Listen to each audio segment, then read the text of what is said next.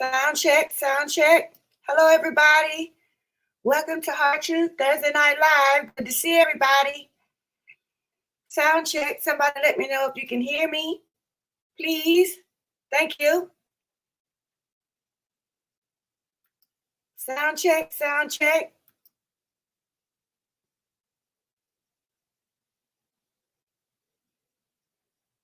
How's everybody doing tonight?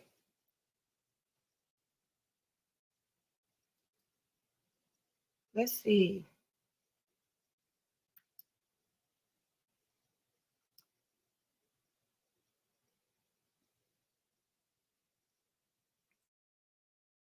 All right. Good to see everybody. Hope you had an awesome week so far. We had a good time on yesterday, and I would like to welcome everybody. Thank you, Les, for the sound check. I want to show you all some great things tonight. And while people are still coming in, I want to just address some things that were sent to me first to give people a chance to come in. All right, let's see. We've got our moderators in here. Robin Latham, Leslie Vasquez. Welcome, Cindy Shadow. Hello, hello, hello. Much love to you. What's going on, you guys? What's going on? You having a good week? What? What's going on with you?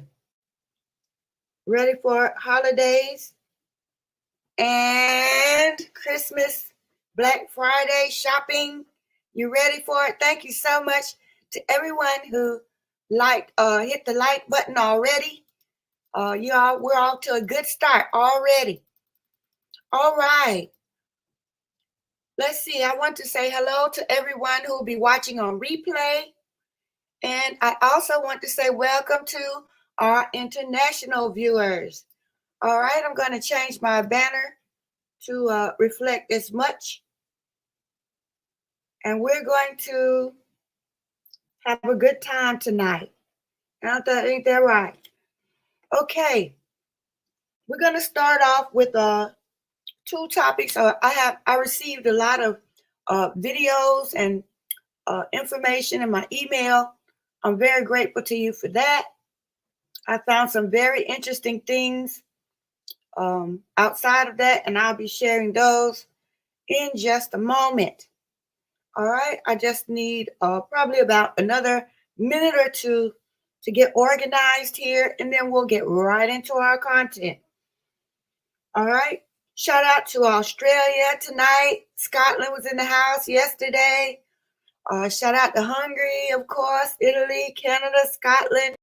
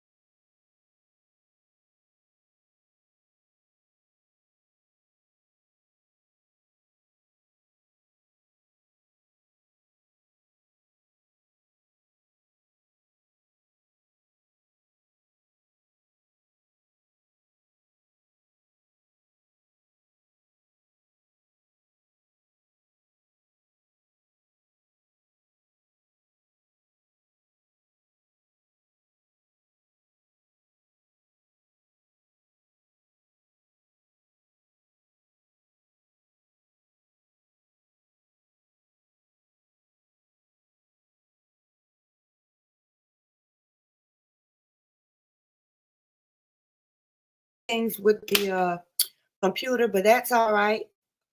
I'm going to go back in. Hopefully y'all can hear me now. Okay, first I'll show you the state of emergency. All right, this is where Latah County commissioners declare state of emergency regarding the rupture of the natural gas pipeline. This was done on November the 9th. And so I don't know why. Let's see. It's something different on my screen here. Let me go back out and go back in. I hope we don't have the technical issues tonight, but if we do, we'll deal with it.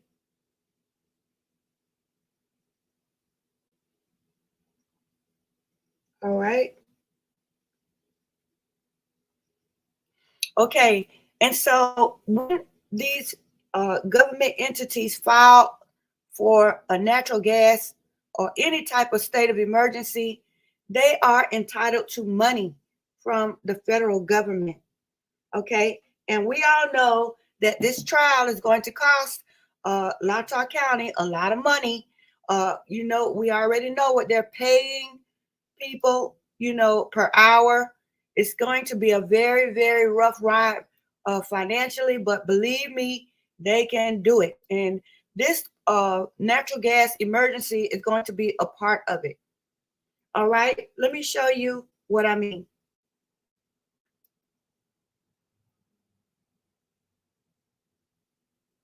This is an article by the Pew Institute.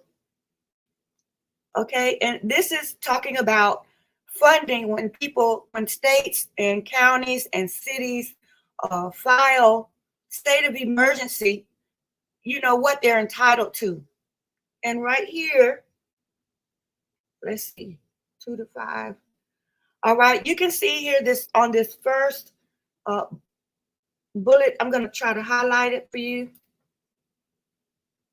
It says 46 states and the district have a disaster account to cover costs incurred by state and sometimes local governments. Of those 39 states and districts, at least one account designated for natural disasters or emergencies have a flexible contingency fund that can be used for disaster expenses. Now, it says here, for instance, new contributions range from $250,000 in Nebraska and Rhode Island for 2017 through 19, and 2018, 200 million in New York. And so, I mean, that's a lot of money for just a state fund, but it gets better for them because it also says here that they are allowed to, in the second bullet, it says 9 states reported that although their funds are intended for economic emergencies, they could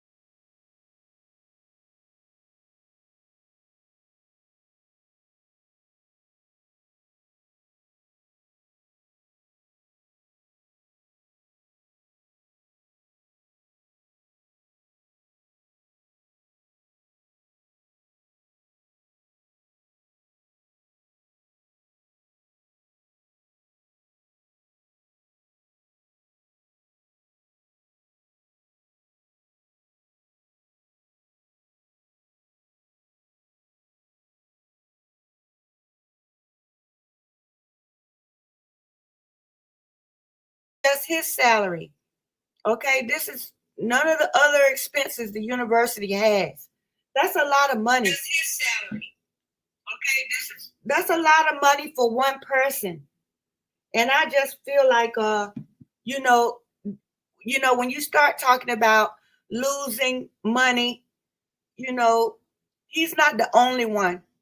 You can see all these people receive pay raises.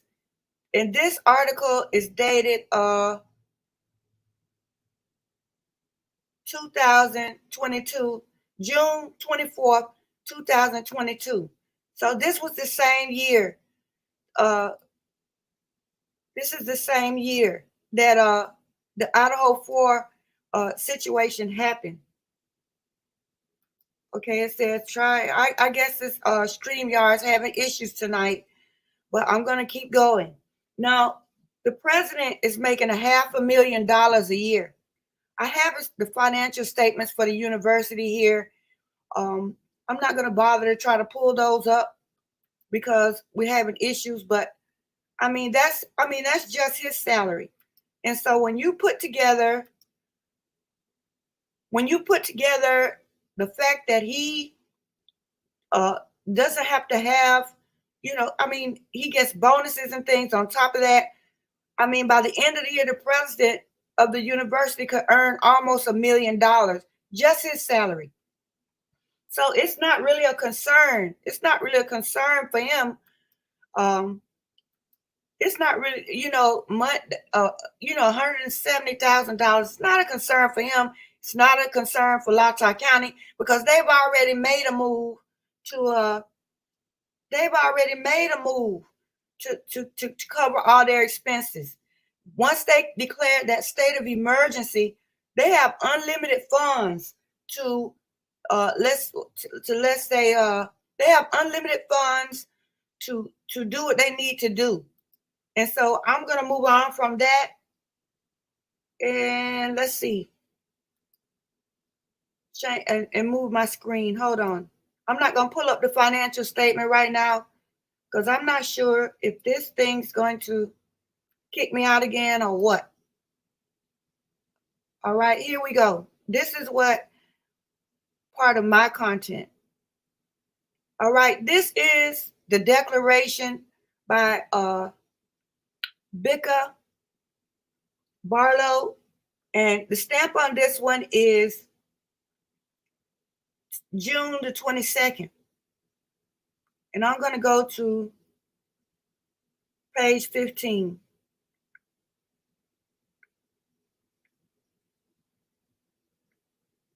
All right, hopefully you can see it. This is the declaration by Bicca Barlow. And let's see. I'm on page 15 if you want to follow with me. And it says, the fact of this match made by the coded system is considered Brady material because it provides possible avenues of investigation of other suspects in the case. Given the subjective nature of mixed interpretation, it is reasonable to believe that other experts might disagree with whom actually is the candidate. And in this case, in which the profile at issue is ambiguous and partial, other suspects are an important area of investigation. So what she's saying, Bicca Barlow is saying, is that the profile that they got is partial.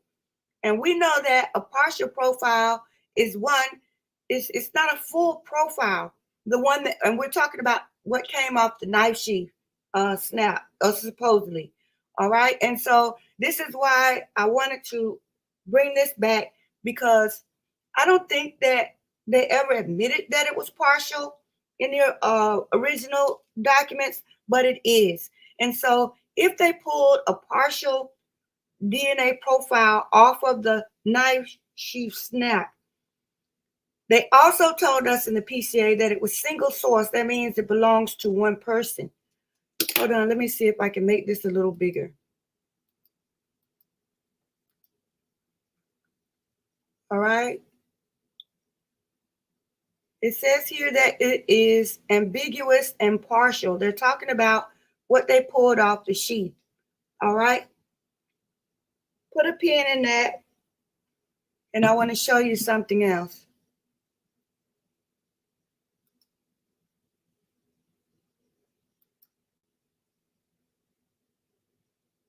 And then maybe we will come back to the financial statements. But right now, I just want to get back to what I had. All right.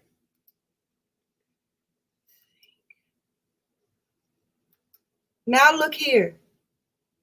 This is a study that let me give you the backdrop. This is a study by Bonzu, Higgins, and Austin. All right. Now keep in mind that the snap on a Kbar knife sheath is brass, right? All right. Let me go up a little bit. The name of this study is Zinc, Not Copper, is the major contributor to DNA degradation and PCR inhibition in DNA samples contaminated with brass. Okay, I'm gonna give you the abstract first. It's not that much. A little too big. All right, listen. Limited success in DNA recovery and STR profiling from brass substrates such as ammunition has been ascribed to oxidative damage and or inhibition caused by copper. However, brass is an alloy of copper and zinc, and there is limited empirical data on the effect of zinc on DNA analysis. We assess the direct inhibitory impact on DNA quantitation and STR profiling of 5 different concentrations of copper, zinc, and brass on human genomic DNA. We then assess DNA degradation by adding copper, zinc, and brass to serial dilutions of human saliva, followed by DNA extraction, quantitation, and STR profiling. Brass showed the strongest inhibitory impact, followed by zinc with copper 10 to 40 times less inhibitory. Brass and zinc also caused higher DNA degradation than copper. These findings contradict the copper-induced DNA inhibition degradation model and suggest that DNA degradation or PCR inhibition of samples collected from brass surfaces is predominantly driven by zinc, but not with synergistic interaction of both alloy components. What they're saying in a nutshell is it's not the stereotype. They did quantitative study to dispel the stereotype that zinc degrades DNA. It's actually copper. And then the difference is substantial, 10 to 40 times less inhibitory. All right, now I'm going to give you one more piece here. Because remember, the snap of the knife sheath is brass, to my knowledge. Okay, it's corrodable, it's corrosive, or whatever, you know. So in the introduction, I want to show you just lines 27 through 34. It says the low success of forensic DNA profiling due to the contamination of crime scene samples with metal ions is a long-standing problem in forensic biology.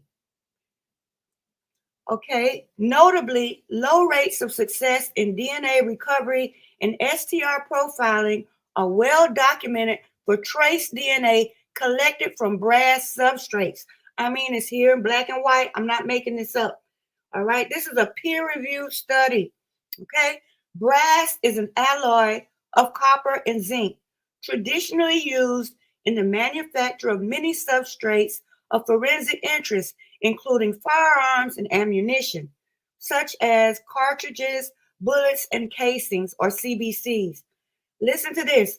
The poor DNA recovery from brass has been linked to oxidative damage by copper, leading to fragmentation of DNA or direct inhibition of STR profiling, PCR reactions. Okay. Now, let me tell you something. I'm not making this up. This is facts. So, not only is it a partial sample, the touch DNA, not only is it partial, but it's it's on the snap, which is brass. So immediately you're at a disadvantage for DNA recovery. Okay, and I'm not saying this. I mean they're saying this. I'm sure if I they have references here. I'm sure in the reference list there are other studies that were followed. Okay, I'll put the link to this study if you would like to read it. I'm not going to go into it too much, but a point I'm making is, it's inhibitory brass. So why on earth would you choose a knife sheath snap? I mean, why would you choose to put the DNA on the touch DNA on the snap and say that it's the perpetrator's touch DNA? Because it's pretty much going to be invalid. It's not going to. This is not good for the prosecution. All right, it's just not good. There's not, they have a partial sample here. They told us there was a single source DNA, and I don't understand how that could be possible. Okay, this was a shout out to Australia because the acknowledgments for this study, uh, the Adelaide Scholarship International for his doctoral study was at the University of Adelaide in Adelaide, Australia. Okay, Australia, you just been a blessing to this to this investigation. I'm telling you. And so, not only was it a partial sample that it didn't necessarily come from. It didn't necessarily come from uh, a full source, but it also was retrieved from something that's inhibitory for DNA recovery. That's not to say it's impossible to recover touch DNA from brass. What I'm saying is the kids were there for 8 hours before the police were called. And then the coroner didn't arrive until 6:30 or 5:30. And so imagine during this time the degradation of the touch DNA on the brass, snap before they even. And then they also suggest in the PCA that the sheath was found later. Remember, it was found later. So assuming that the snap was there, the sheath was there for what, 12 hours before or until they tested it, 24 hours, 24 to 48 hours before they tested it.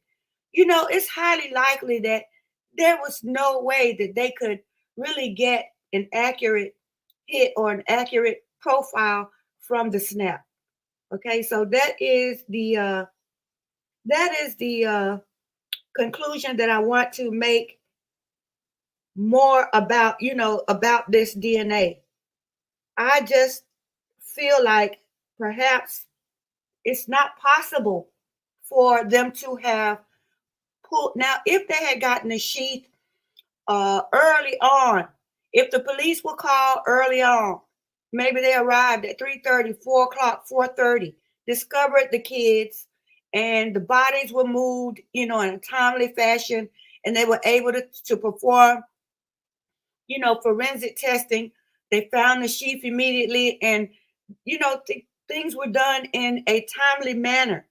But that wasn't the case, and so it's the longer the sheath remained, and then for them to say now that it was under Maddie's body. Okay, imagine that. Here we have the touch DNA, only a partial on the snap. It's on brass, which is not a good thing according to this study, and it's been there for at least 12 to 24 hours. I mean, I think at this point I would throw it in the trash, and it just shows that they didn't do their homework before they decided to report where the touch DNA was. Now, if they had said that it was on the leather part of the sheath, we wouldn't be talking about this. But that's not the case. All right. And so let's see. These findings contradict. I want to give it to you, that last sentence, one more time, and then I'm going to give you a survey. Okay, line 32. And I'll put the link for this. It's very long. I'll put it on the video, in the video box once this live is ended. I'm not going to do it now because I'm on a thread with this technology. Now, it says the poor DNA recovery from brass has been linked to oxidative damage by copper, leading to fragmentation of DNA or direct inhibition of what? STR profiling, which is exactly what they used to process the sample. All right. So I just feel like, that's a no-go. That's a no-go. It's time to throw it in the trash, if you ask me. It's time to throw the DNA in the trash because they said that they got it from the father, first. And I really don't believe that they were able to build anything from it because of where they said that it was. All right, I'm going to go to the comments, see what you guys got going on here, and give you a survey. Okay. All right. All right. I see. Hey, Terry. All right. Shout out to Vino. Davino, the Italian is here. He made it in. So we're going to have an awesome conversation tonight. I'm going to put the link in for you to jump on stage here in just a few minutes. I want to put the survey up, see who was listening about see who was listening about this study. I think I am. I don't even see an option here. Wow. I don't know. This is strange. There's a lot going on here. I don't want to get kicked out again. All right, but let's see. I'm going to throw a link out and see if we all get kicked out. All right. This was my screen. I found it. This was my screen. I'm going back to the declaration by Kbar.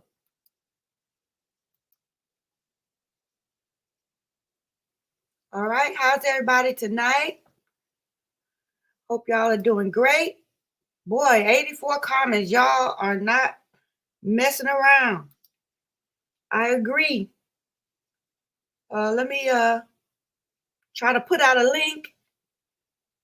And let's see. Hello, Lycurgus. I'm trying to put your link out here, Davino. It's going to be one of those days, I guess, with the technology. I'm just going to sit here and wait. But what do you think about this DNA sample? I think this is another reason why I don't believe they're going to have it on December the 1st, the reports, because if they had, really done their homework, they wouldn't have said that it was on the snap.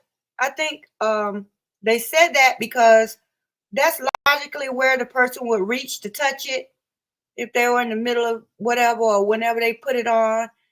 I guess this is where they would put it, right?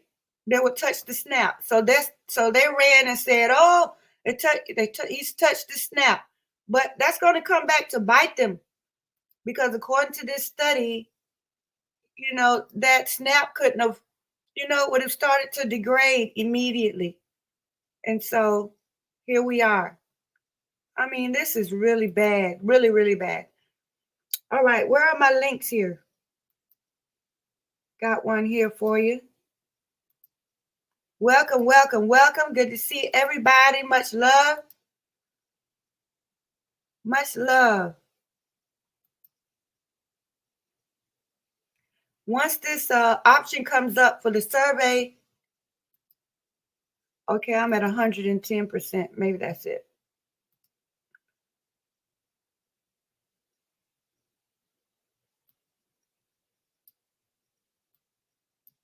I still don't see it. All right, let me make it smaller then.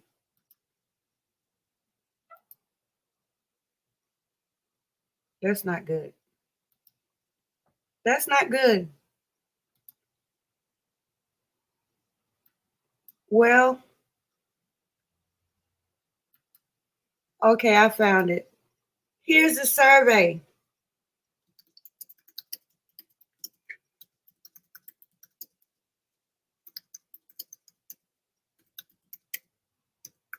All right. And I know we still have some people that really believe in the DNA evidence. And so I would like to know if your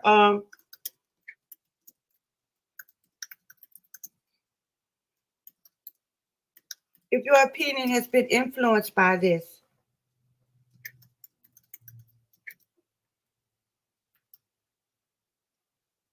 All right. Okay. Now let's see. Kbar knife with the exact sheep was seen in pics at Sigma. All right. We got Cindy Abbott coming to the stage. Wow. Hi, Cindy. Hi, everybody. Good to see you. Good to see you. How you Well, I doing? hope that, hey, I hope to God you can't see me. No, don't say that. Baby, I'm in my nightgown, no Oh, makeup. I look, oh, all right, all right. What you got for us? What do you have to say about the well, I had heard this about the oh, that's a hard word to say, degradation. right? And to me, that I agree with you. They're just really, it had to be degraded. I Yeah, mean, I agree. And I always thought it odd that this is only on the button. And right. I mean, that's kind of crazy. Yeah, it And then, is. so I don't know that thing. I hate to put it. It looks maybe planted. It really does. Right. Um, I did want to say while I'm on here, and I'm not going to stay that long, No, but take your time. Take your time. I did see a very interesting presentation today, and with a lot of logic and analytics, which I like. So you take the emotion away, all of Right. that, and you just look, yeah, you just strip that away and try to look at logic. Right. All right. Um, what, and I'm kind of deviating from the degradation for a minute. But yeah, I heard that. I agree with what you're concerned about. Um, all right. This individual stated there is no way he believes. Think about it. You had 3 floors, 6 individual. Oh, yeah. Think about it. If we count those roommates Right. now, so it's very hard to believe that any one individual, throw out BK, could go in there with the confidence that they could control, there's the operative word, Right. 6 people without any of them fleeing, any of them running out and shouting help, help, any of them calling 911.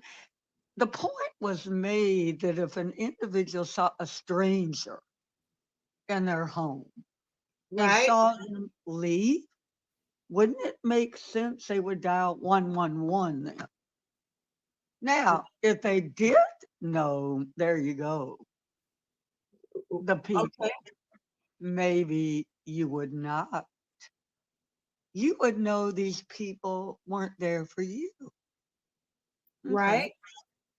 And then you might know it's an entity. Can I say the word maybe frat guy that you are knowledgeable about?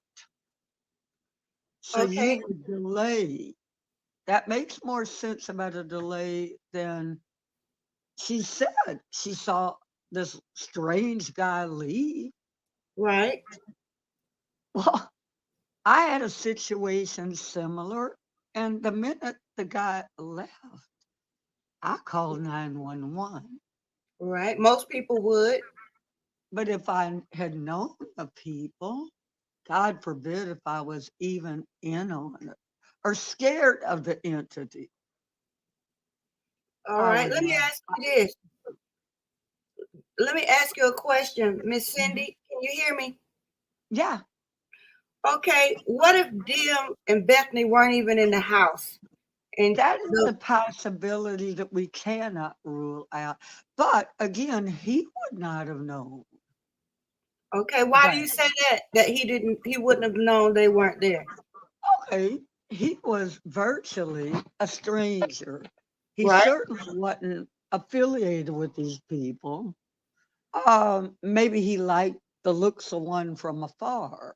right, But if he'd really stalked this place, my God, he would know on any given night there could be were multiple people in there. oh, Now, so if I was in lust with this girl, right, I certainly would pick a place where she was more vulnerable, not in a house with all these extraneous people. Um, and then the thing that's always bothered me, I live in Louisiana, okay, like Idaho, and I hate to say this, firearms are the rule, not the exception. Even the elderly people on my street own a firearm. Now, right. you've heard the old adage, am I going to take a knife to what could be a gun battle? Because I don't care if a 90-year-old woman had been in there. Right, They could have shot this perpetrator with his knife dead. It appears that somebody knew they did not own a firearm. And my closest friends know I'm afraid of them and don't own a firearm. I don't know how to operate them. right. So, but only people that know me would know that about me. Some guy that became infatuated with me would not know what weapon I have in here. You I'll tell you what I do have, a uh-oh. big old knife by my between my bed and my wall. And people have correctly told me, Cindy, because I'm 100 pounds and 5'2". Right, right. Well, you they taller than me. they they have told me, Cindy, that is dangerous unless you were able to take a perp by surprise in a Right, back. He's going to get that from you. Well, he probably would. right. Um, I guess it, but I don't know. But I'm one of the few people that I know, and that's just a hunting state there, much like this. Right, I, whoa, you're taking a risk, even if I went to, well, I happen to know they have a firearm, but people on this street are elderly. I'm kind of the baby because I'm in right, my late mother's house, right, but I know these people have a firearm. right, I would be an idiot, even if I was good with a knife, to break in on them. They would blow me away. right, Um, but like I said, my closest associates know I do not have a gun. right. I hope Some not. dude that's in fact he wouldn't know that about me. Um, That's a good point. and there's no way he could. Just some stranger that saw me working at a restaurant.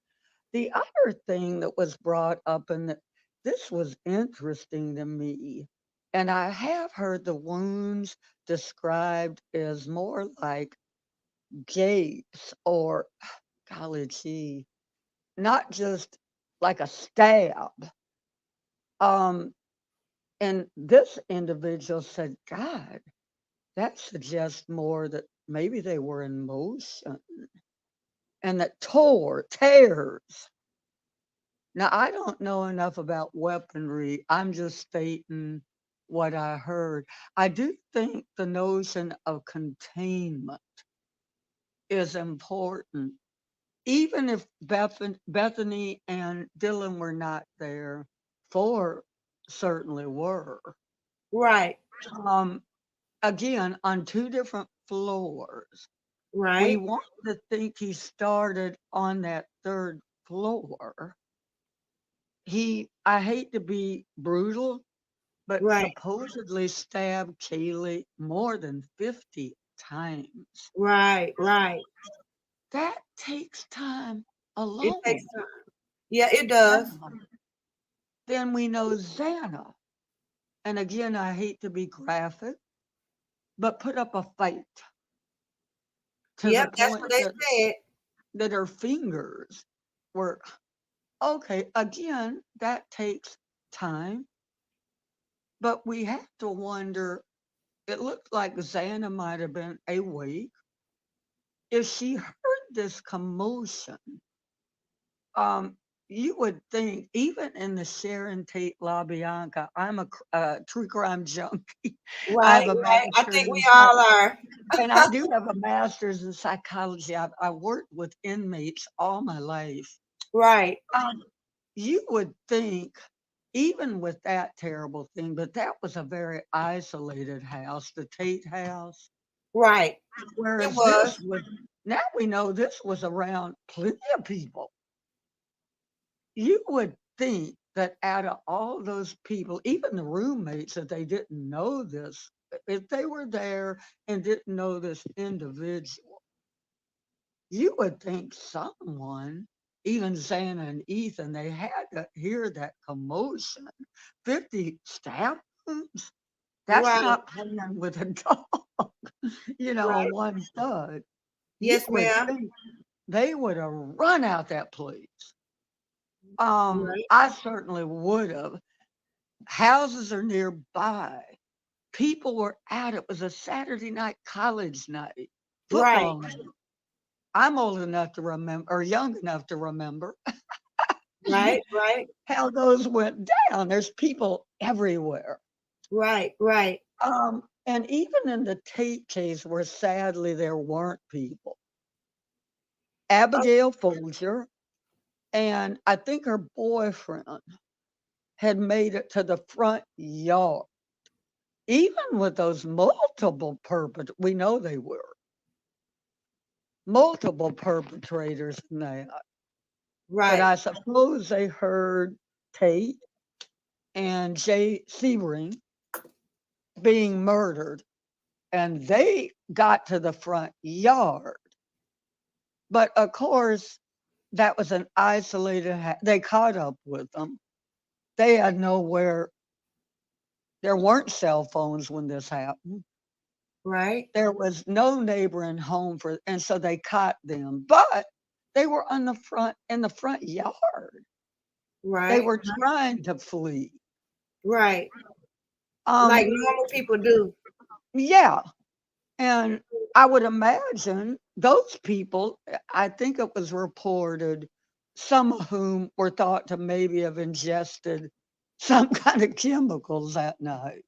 Right. But Right. even that, I think your adrenaline, you Right. know, Right. unless you're just practically dead, you're Okay. going to kick in. So I don't know. To me, it looks like multiple perps. It looks to me, then you have to look at this guy had no history of this Right. kind of thing. Now, you would think that we have to look at that. He wasn't, a lot of people compare him, oh, Ted Bundy, though got in that sorority. Ted Bundy by that time had he had unalived tons of women we know across multiple states. Let me ask That, you a question. I want to ask uh-huh, you something. I want to go back to the crime scene. You were talking about, you know, going in, assuming that these people didn't have firearms and, Yeah, the they commotion. obviously didn't. Okay, well, we have to also consider factors such as intoxication. You can't fight Right. off a surprise intruder the same way when you're intoxicated as you could if you were sober. Okay, Because so first of all, you're not true. expecting the person or You're people. just not as good, or you're just not as alert. You're not as coordinated. Right. Even if it may have not just been alcohol, it could have been alcohol and drugs that they were taking, because if you look at the grub truck video, Maddie was so intoxicated she Oh almost yeah, knocked over the garbage can. bless her heart. You're Now right. Kaylee to me looked pretty alert.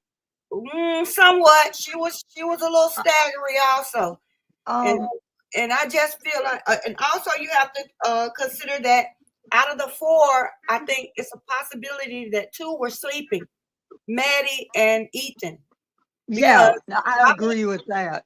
I believe think we Xana had. was awake, but Ethan and Maddie, there's a possibility they were sleeping, I and do agree.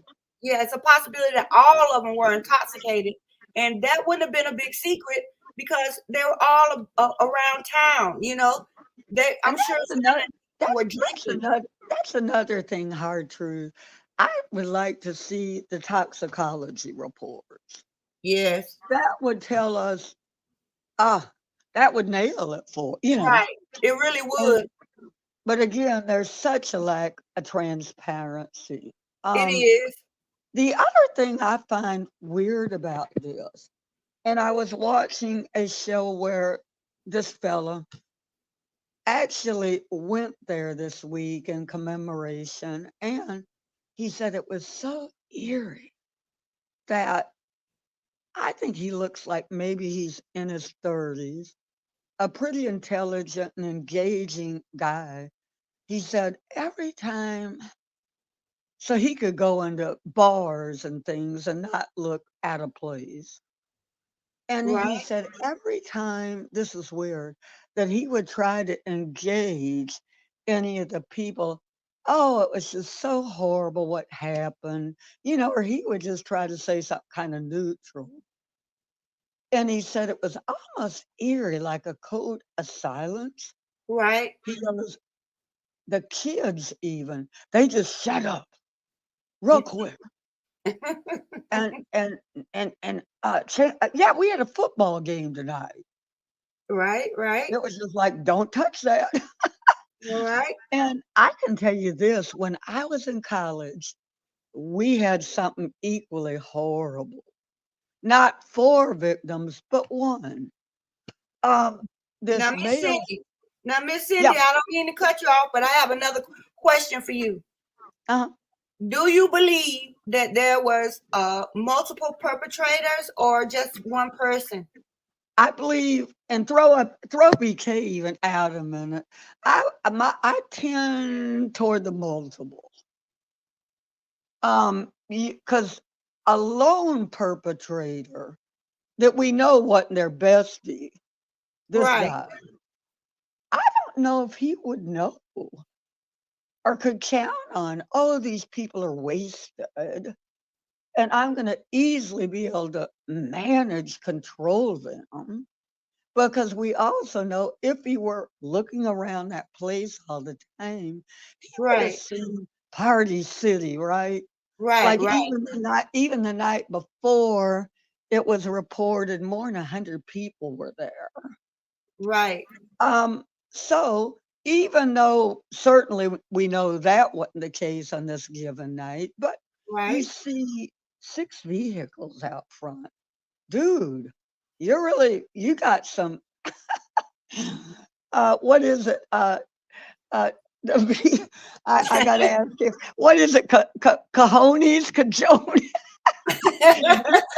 You have to have. I mean, because you You're don't know right the though. state. You're right though. I mean, you're right you, though. I just you you don't know the state they're in. You really don't know.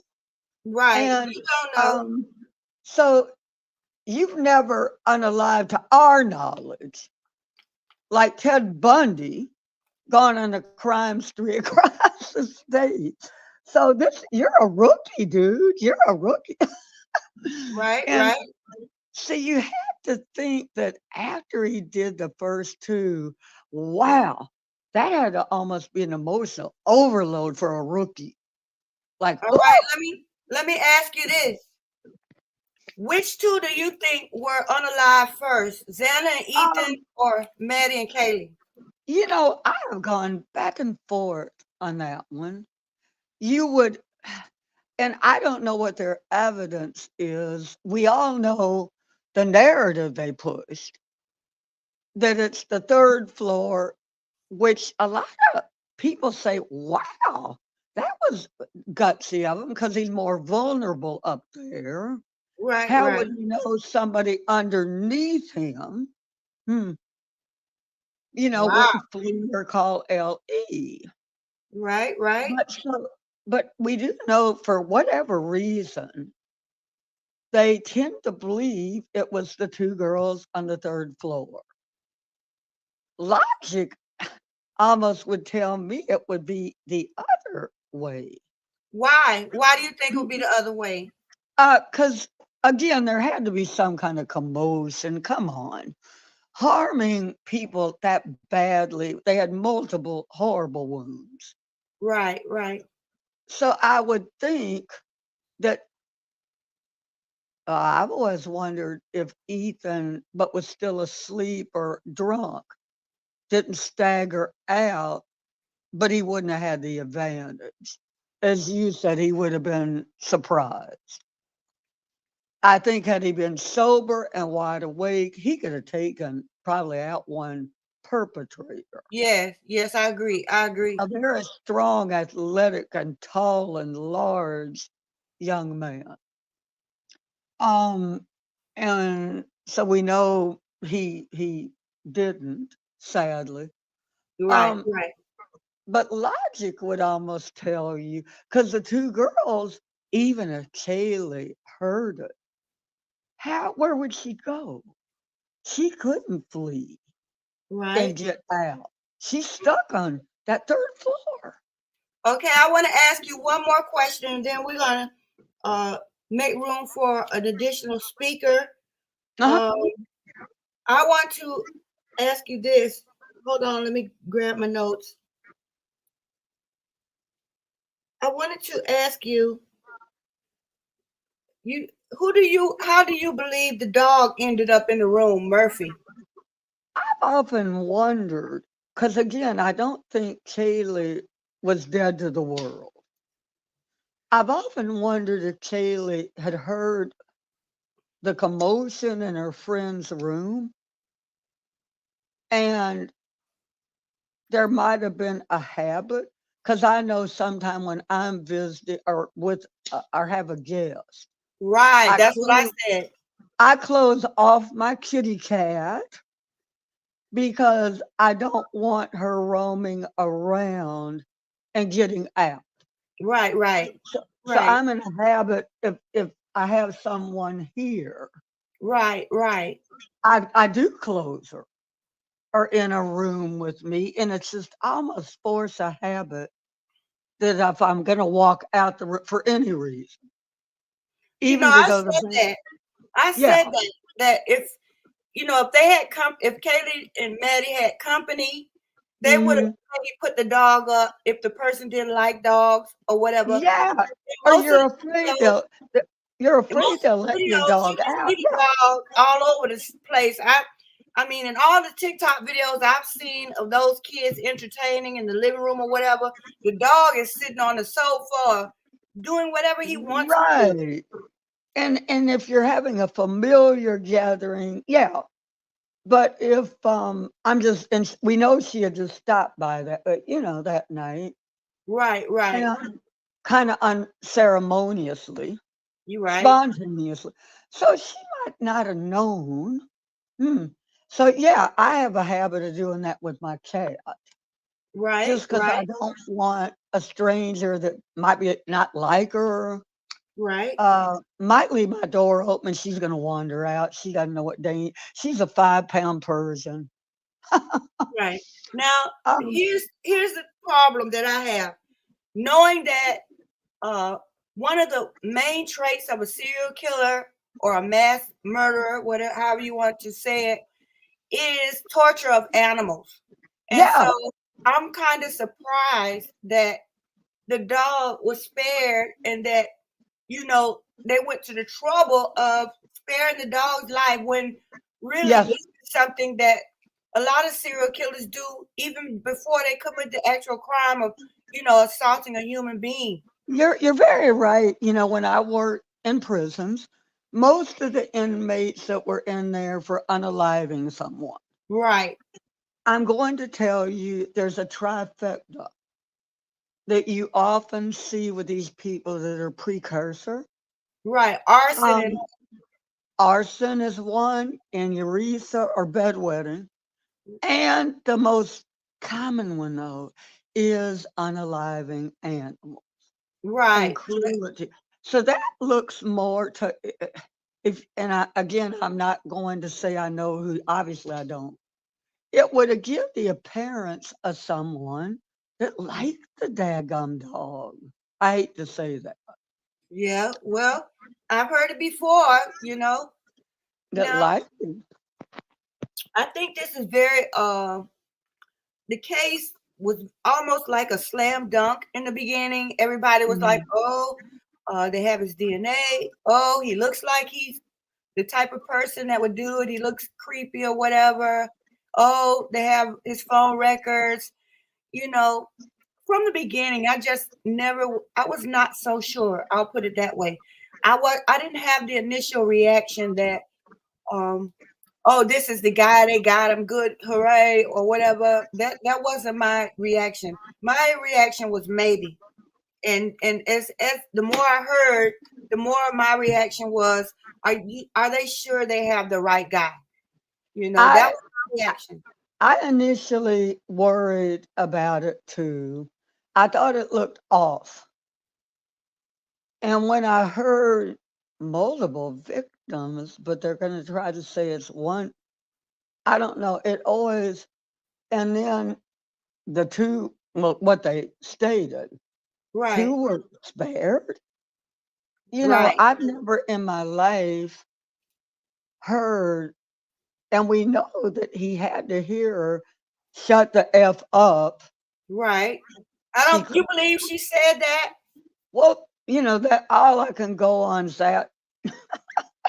Right. I don't trust Well, much anything. Yeah, you're right. It's yeah, hard, but again, if we're not going to trust anything in this case, here's a good question: Why? right. Why are they covering this crap up? Well, Why is there a lack of transparency for this strange oddball dude? right, right, right. I don't get that. So the question then goes to why would they be not transparent?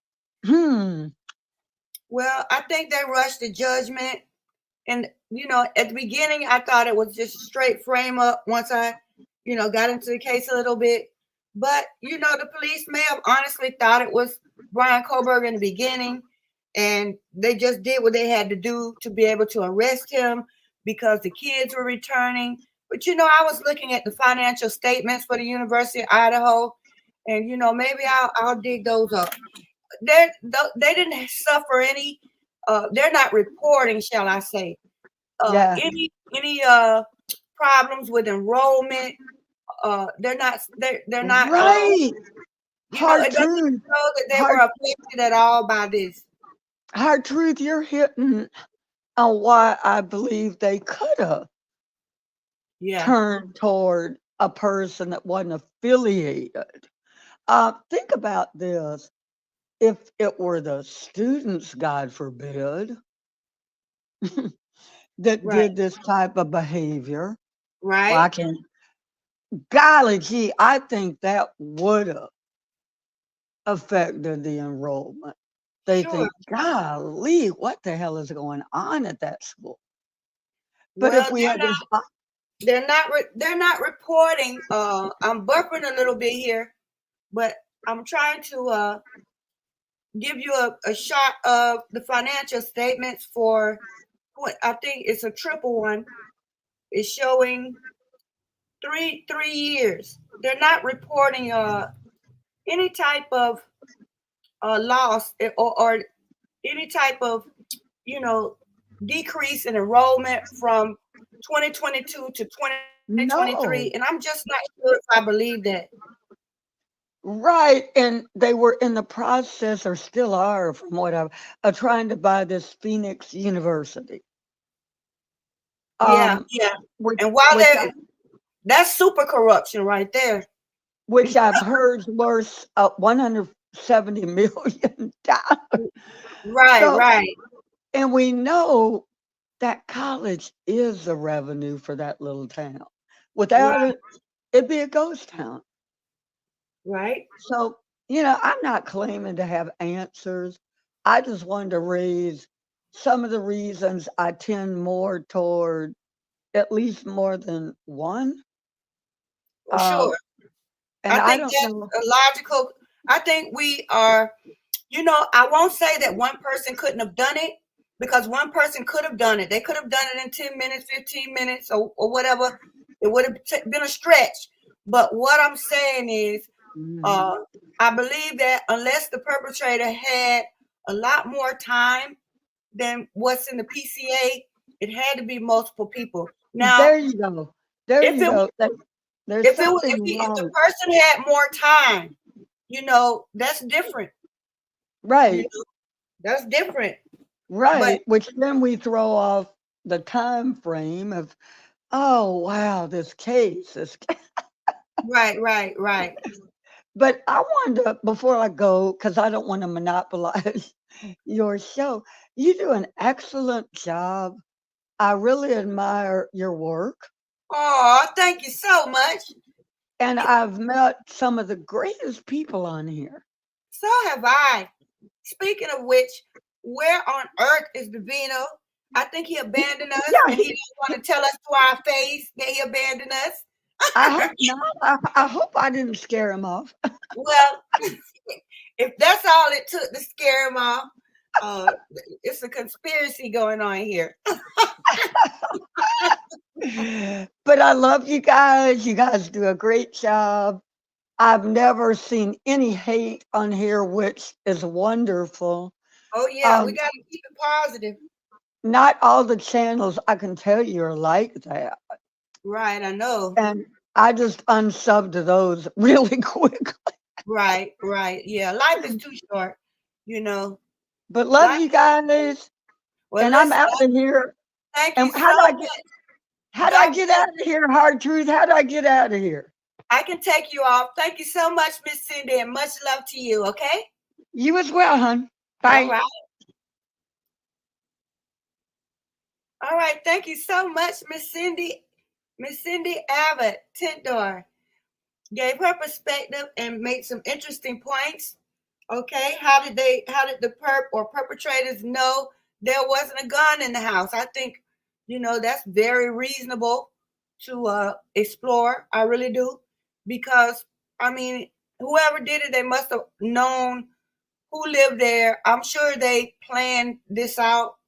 I'm sure, I feel like that's something that you have to really do your homework on to be able to carry it out without being arrested right there on the scene or leaving the scene.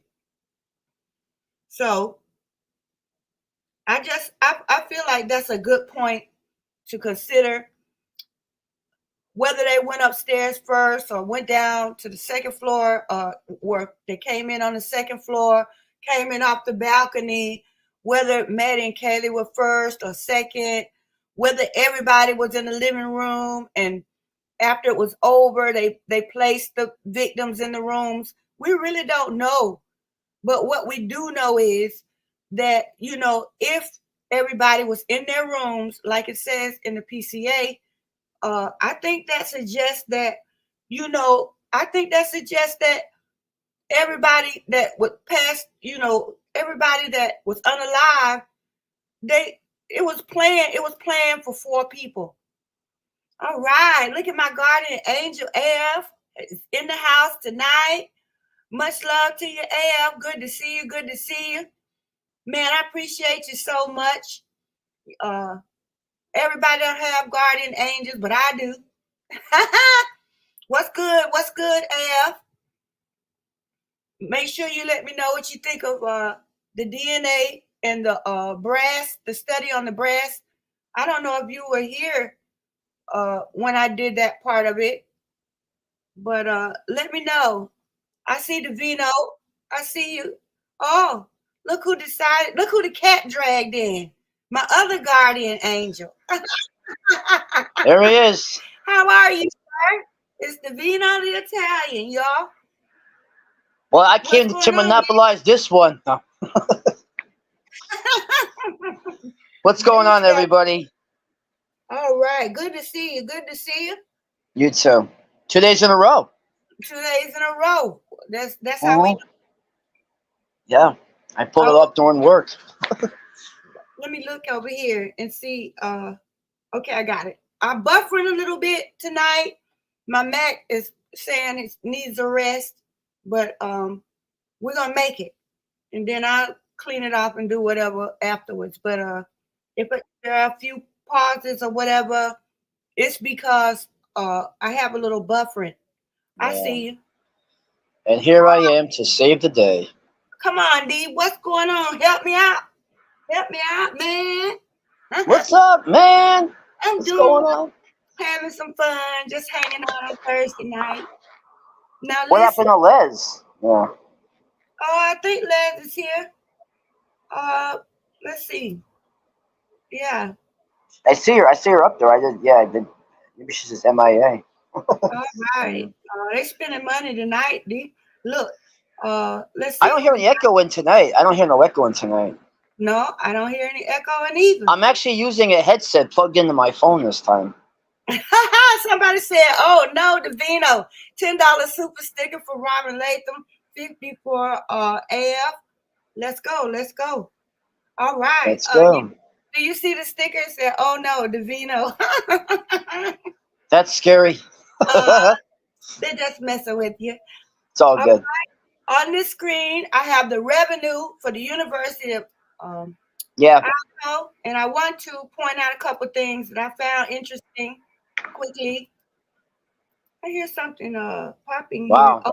That's That's interesting. nice. Hold on, y'all. It's like I said, I have a little buffering going on here. I don't want to make my Look at that graph. Wow. All right. Now, let's see. Okay, on the revenue, I wanted to point out a couple of things here. As you can see, this is for the year 2021, 2022, and 2023 for the university. Okay, and it's really nothing strange until you get to your appropriations. 2022, which is the year we're interested in, and 23, 2022 is in gray, and 2023 is the yellow. And so you can see that student tuition and fees just continue to increase from 2021 to 23. Revenue from grants and contracts, capital grants, continue. Okay, where's my page? Oh, continued. Actually, it was the highest in 2022, and then there was a decrease of 6% in 2023. Okay, so it's pretty much nothing.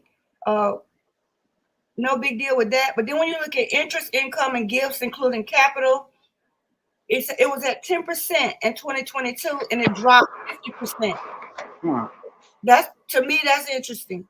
That's I mean that's from 10% to 5%. That's 50% drop. Yeah. Okay, but then you go to state general appropriation. That's all about the same. But look at the last column: federal and capital appropriations, environment, and income and other.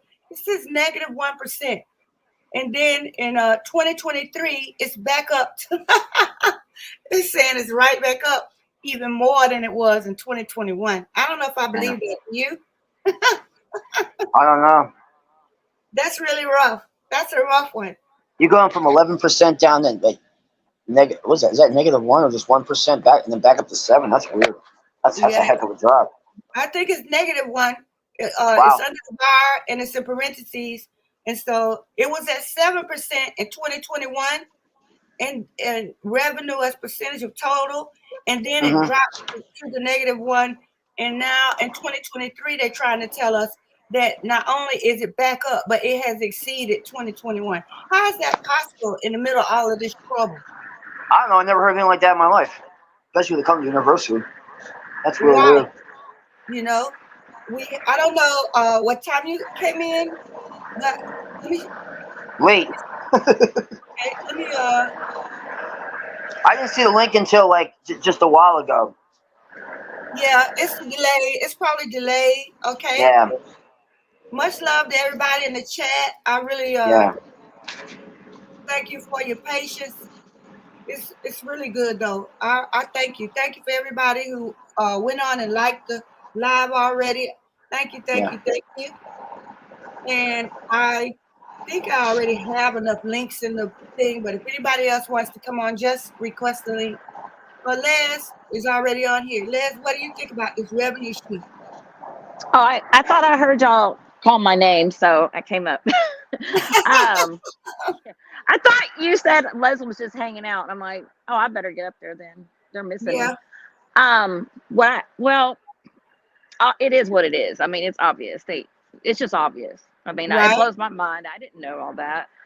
And then I think about enrollment being up now, and I still cannot understand why Ethan's brother and sister are going to that school. Like, I still don't tell me they don't know something, because of course they know. I just can't get over it. Well, I mean, free tuition, you got to think about it. That's, that's they have that coming to them. It's up to them whether they accept it, but they have that coming to them. Well, I know that they gave a scholarship to Hunter. I believe it was Ethan's brother, Hunter. He got like the Ethan Chapin scholarship. They presented what a coincidence. The other day for like $105,000. Yeah. What a coincidence to that one, huh? Yeah, I don't know. Strange. It's weird. I don't understand people. You know what's weird, Les? It's funny because I never heard of anything about the state of Idaho until really these murders took place. Yeah, me neither. Oh, yeah, no. And I'm not knocking it or nothing, but I'm just saying I never even heard of that school. So to me, it's like, wow, I didn't even know the town Moscow existed. I was like, and now it's like everybody's like learning all about Idaho. I mean, I heard of Idaho because of the Lori Daybell case, but that was it. Like, I never thought about it before. I'm like, where is Idaho? Like, exactly. I was thinking like the cornfields, like in Iowa. I've been thinking, oh, it's on the way out out in the west. And I'm thinking myself, it's by Washington and Oregon, and yeah, exactly. That's that. And I'm thinking myself, wait, I'm way up. I'm way up with my geography. So yeah, but I had no clue about Idaho until all this really came about. Me neither. And I may be just late to the party, or I'm slow because I'm blonde, but I just found out yesterday that the sample that was put in, the DNA sample, was partial, and that CODIS will not recognize any partial profile. So when they say they put it in CODIS, it's a lie. Yeah. Well, they probably tried to put it in there, but they didn't get a hit. And if it was partial, be honest with you, even if Brian Kohlberger's DNA was in CODIS, because it was a partial, it's a possibility they still wouldn't have gotten a hit from him. Yeah.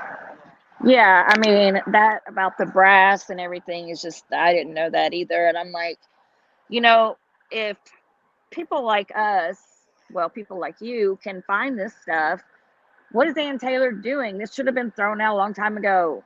And there she goes again with her 10th request for discovery. It's like blah, blah, blah.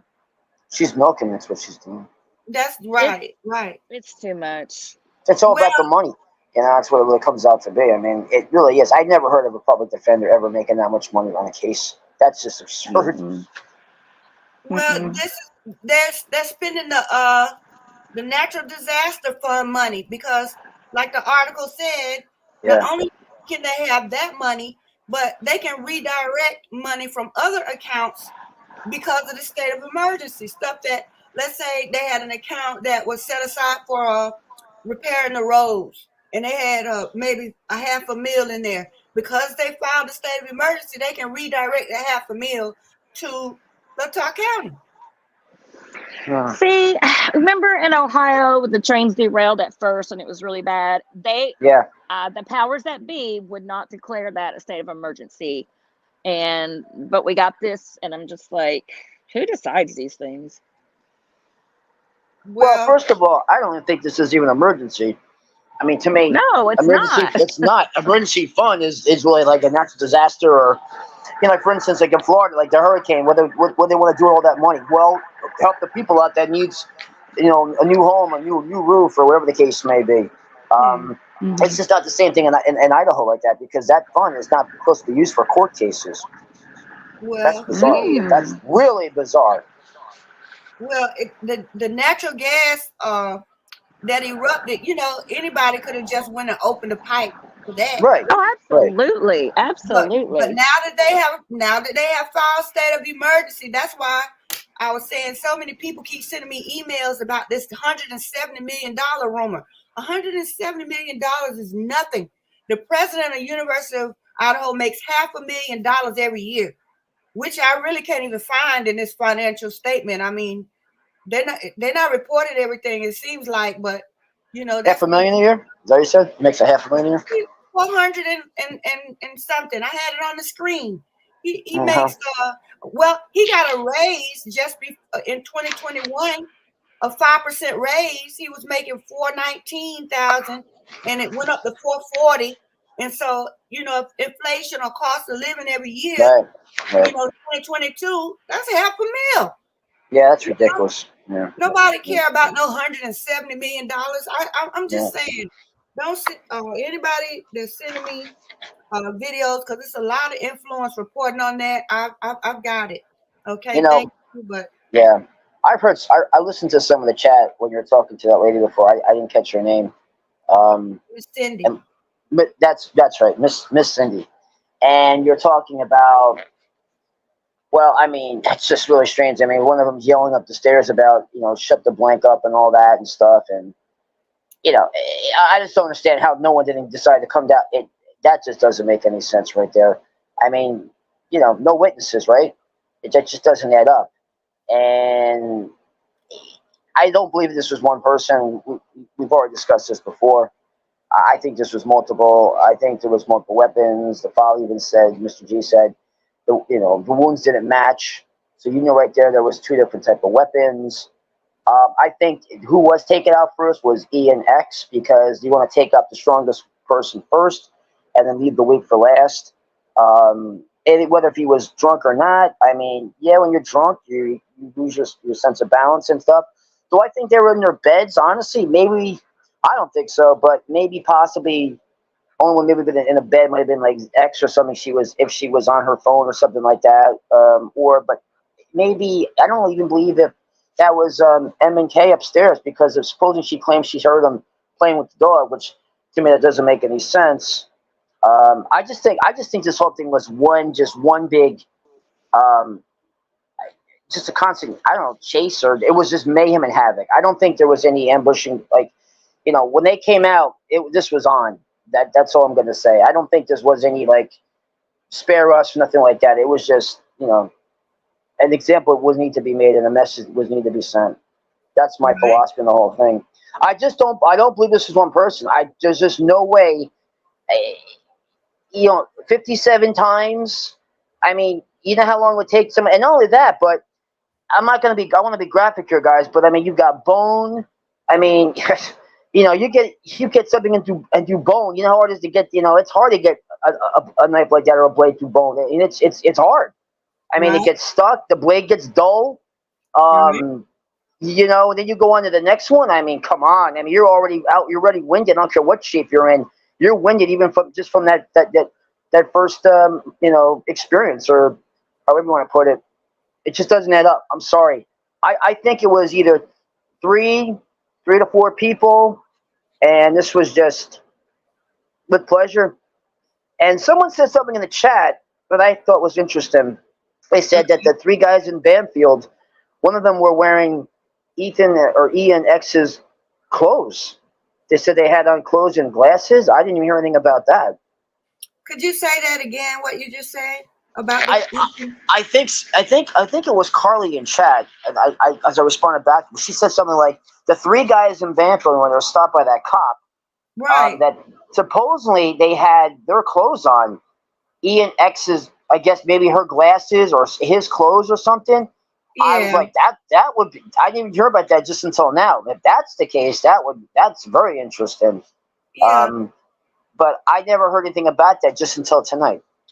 yeah. That's crazy. I mean, why we have on his clothes? I still believe, and this is how I think how this all ties in. I believe when they stopped those 3 guys in that field, I believe that those people in the background that walked that we caught in the distance. I mean, it was just so, the timing was right there. They were Right, coming from that direction. I mean, they right. weren't running, but then again, they weren't walking too slow either. And they And were they like were in the walking in right, single file. right, and they were like exactly. That was kind of really weird. For what? Yeah, it's like, well, it wasn't military. I mean, I don't know. It was just weird. Like who? I mean, Military. yeah, but most people in the group when they walk, they usually walk side by side. They walk, they don't walk in formation like that. Like That's usually follow like military. Yeah, that was interesting. Yeah. Creepy too. Mm-hmm. So I don't know. I mean, that's just something with that ties in. I just don't see how one person is, and I do believe what you said. I think that a lot of them played a key part because they might have used the balcony to make their entrance in. That is a possibility. Yeah, I feel like it was the balcony. I do. Yeah, I feel because no like it one's was really going to the see balcony. that. Yeah, And then think about it. Once they left the house, yeah, they could have changed, put their clothes in a bag in the woods. true. They had the woods back there to do whatever they needed to do before they left the scene. They could have changed Yep. clothes in the woods. They could have buried the weapon in the woods and came back and got it later on. Who would know? Yeah. Who would know? I didn't even see any dogs out there in the woods sniffing around that I recall. You think they would have had like bloodhounds back there, or that could pick up some kind of detect some kind of scent like that. I was kind of shocked by that because I still believe that they parked in the back and they came through the backwoods. No. I think it was dark back there. It was pitch dark. You want to be seen where it's all lit up. You want to be as secluded as possible and in camouflage. What better way, to pull something like that off and go into the woods when it was pretty much pitch dark back there? Okay. AL said it's true about the guys having on somebody else's clothes. Interesting. I don't. I know college kids, they do wear each other's clothes. I can see that, but as far as I would think that they already had the clothes on before it happened. I don't know. Yeah, I mean, it could have been from the frat house, maybe. He did live at the Yeah, frat house. So, yeah, they tend to wear each other's clothes, and a lot of times they don't even wash clothes. right, right. They're not the most hygienic people. They are. These frat houses are not the most hygienic, people around. That is true. So, hey, yeah, Mhm. I'll get it out of the pile. I'll go to class. You know what I mean? I mean, they don't I do. care. Right. I don't know if it's a coincidence that these guys were in the field, first of all. Yeah, I don't know. It's just weird. I mean, it looked like they were running away from the cops at first, and the way the cops were like, they didn't like put in much effort. Like like I know back home, they'd be like, "Hey, will you stop?" They're gonna scream at you. They're not gonna just be like, And then when they tell you to stop, you stop. You Right. don't keep running. Um, But so I don't know. Yeah, the way that the police had yeah, his body cam on, it's yeah. like That was weird. it's That was like weird. I don't know if that's coincidence that he was able to film that whole area. Almost like in Yeah, front of the house, yeah. on film between what 250 something to 315. That's what I think they took place. Yeah, It's on body cam, and I don't know yeah, if that was an accident, but I'm thinking, I was thinking somebody knew something. They knew something was jumping off, and maybe he was alibying himself to be in the field, calling in, making a report because nobody called or made a complaint. That's yeah, something the police started. yeah. It's He true. Yeah. started that. Absolutely. You wait, you had a short day or a long day today, Davina? That was a long one. Yeah, I can tell. It's all good. Yeah, it is. Good. It's all good. Okay, well, thank you. All You're right, welcome. listen. I really think that the the the the problem here is the prosecution's doing a lousy job and defense is doing nothing. I agree. And I mean, this is their moment to capitalize on this right now. Because when you're someone screwing up, part of that's when the other person, okay, now we're gonna pounce on them, like a tiger, and we're gonna devour. There you go. I don't understand it. I feel like, Yeah, it doesn't this make like sense.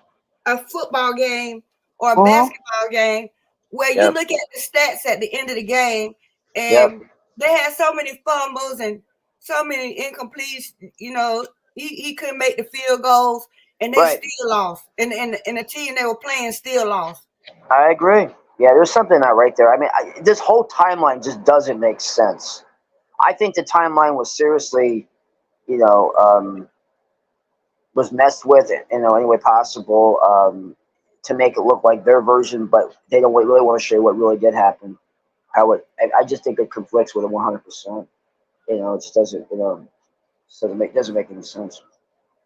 Okay, I want to go to page 13 of Vicar Barlow's, what do you call it? What? Declaration. Because Declaration? Yeah. there's something else here that I wanted to, if I can get it to scroll down a little bit more. Go back Whether to, the holidays come around, I'm gonna start singing my holiday songs around here. Right. well, you going for you're going for round two in the lives, and so hey, it's it's After Thanksgiving, yeah. you good. Yeah. We appreciate you being here. I Really, appreciate you speaking to you. yeah, you're doing the right Mhm. thing to come on in. All right, all right. Holidays are coming up. Tis the season of giving. Yep. Do you like the holidays? I do. Yeah, it's nice. I think I enjoy to see the expression on other people's faces versus mine. I mean, they'll get. Let me rephrase that. I like to see the expression on their faces, and then it shows on mine. If that makes any sense. Like I think that's what it's all about. When you could just make other ones happy.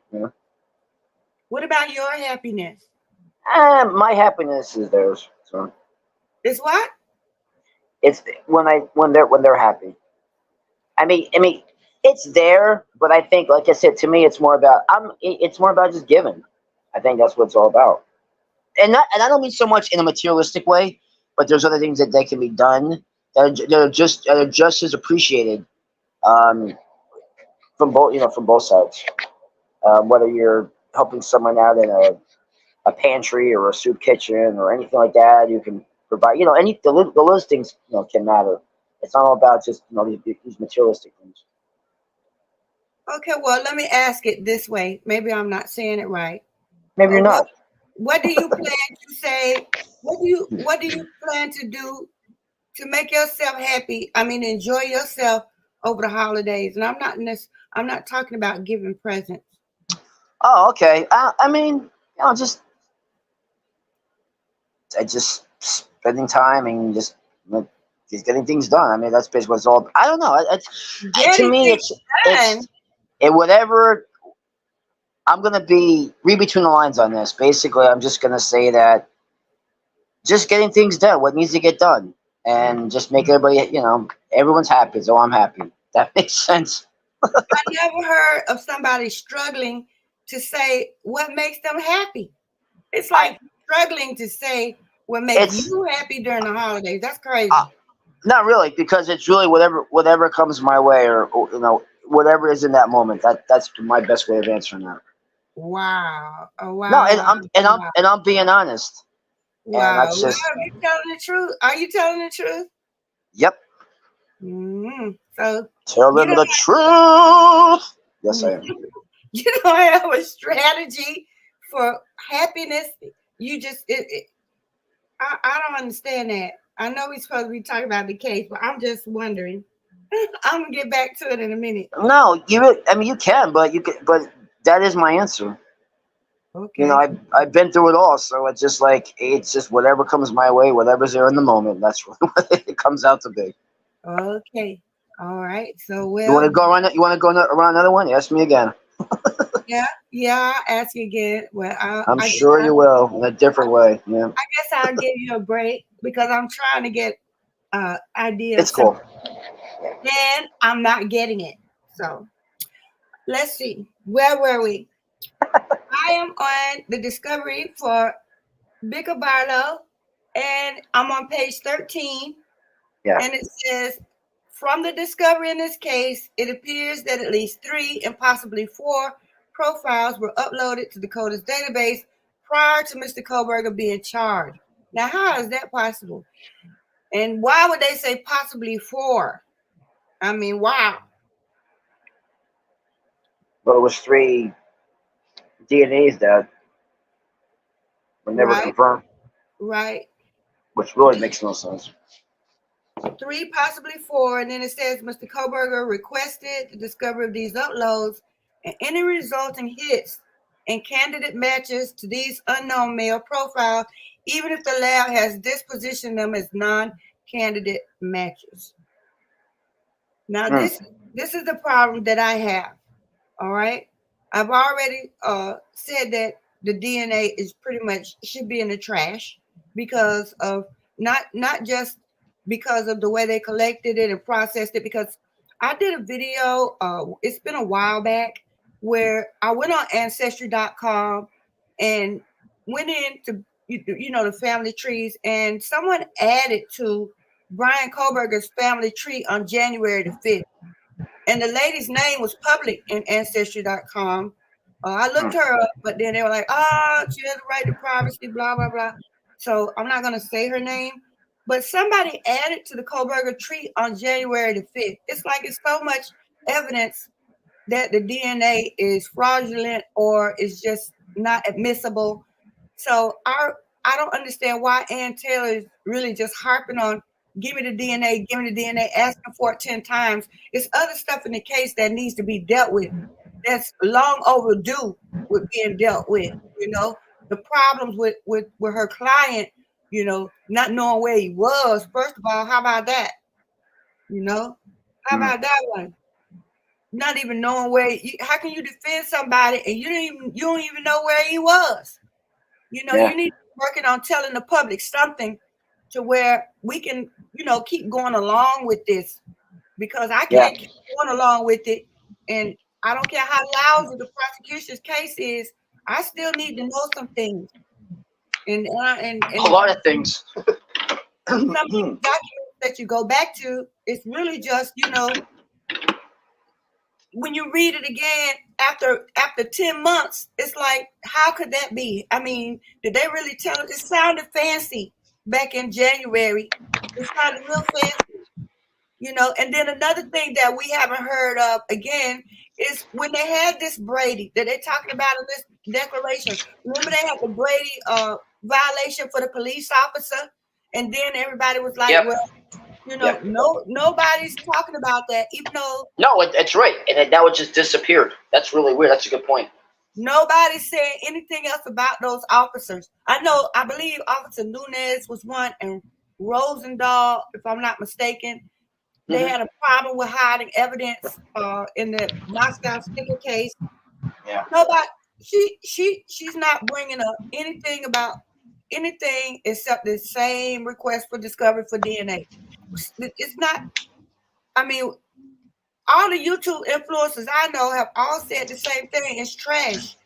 Even the prosecutors have said in the PCA they're not going to bring it into the trial. But this is the only motion that in the grand jury that I have seen.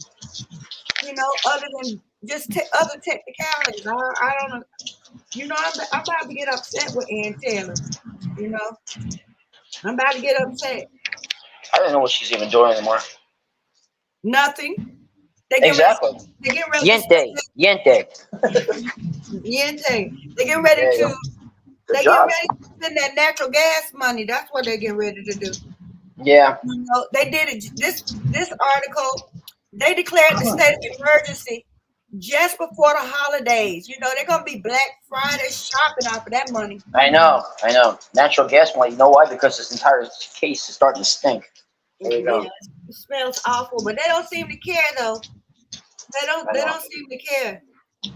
But that's what I'm saying about this whole thing. It seemed like it was a big thing like a year ago, and now it's almost to the point like it's just buried under the dirt. And no disrespect to anybody, but if you kind of think about it, it's starting to. That's how they're looking at it. Yeah. That's a shame. Well, Like, or they're sweeping it under the rug. well, I don't know. The rug is getting fat. It's bulging. Oh yeah, it is, but it needs to explode now. That's what I'm saying. Yeah. I think we get ready to get some more leaks. I think some more people that realize they're not going to be able to hold out for trial are going to come back and say, well, you know, we're not going to make any money off of this story in a year. We're going to go ahead and tell what we have to tell now. A couple people have already done it. All right. Interesting. We need them to come forward. But will Because, they? you know, the more information, the better. All right. I want to go back to my document, and it's talking about now the profile was uploaded to CODIS. Search continuously against the database of convicted offenders and arrestees maintained by the state, generally on a weekly basis. And on the one hand, they're telling us that Brian Koberger didn't have a criminal record. And then we found out later that he did go to jail for taking his sister's phone. But I don't think they would put somebody in CODIS for that. I wouldn't think so. You know, they might have had his fingerprints on file, but that's it. Especially if he was really a first-time offender. I don't know. I don't know. Maybe they do, but they didn't get a hit. So I don't think they would. Maybe he could have had a record and just had it expunged. Yeah, that's true. If a judge expunged it, then they could get sued if they put it out there. But I feel like somebody would have put it out there anyway by now. All right. I have to go. I went through a lot. All right, Robin. Shout out to you. Thank you so much. I appreciate Much you. love. Yeah, that's right. That's right. Tanto amore. Tanto amore. Thank you, Terry. Appreciate a lot. All right. Well, I tell you, I think that I'm going to switch this document and go to the fraternity theory next. And basically, I have a whiteboard here. And I don't know what you guys are going to say about this one, but I'm going to give it a shot. Hold on a second.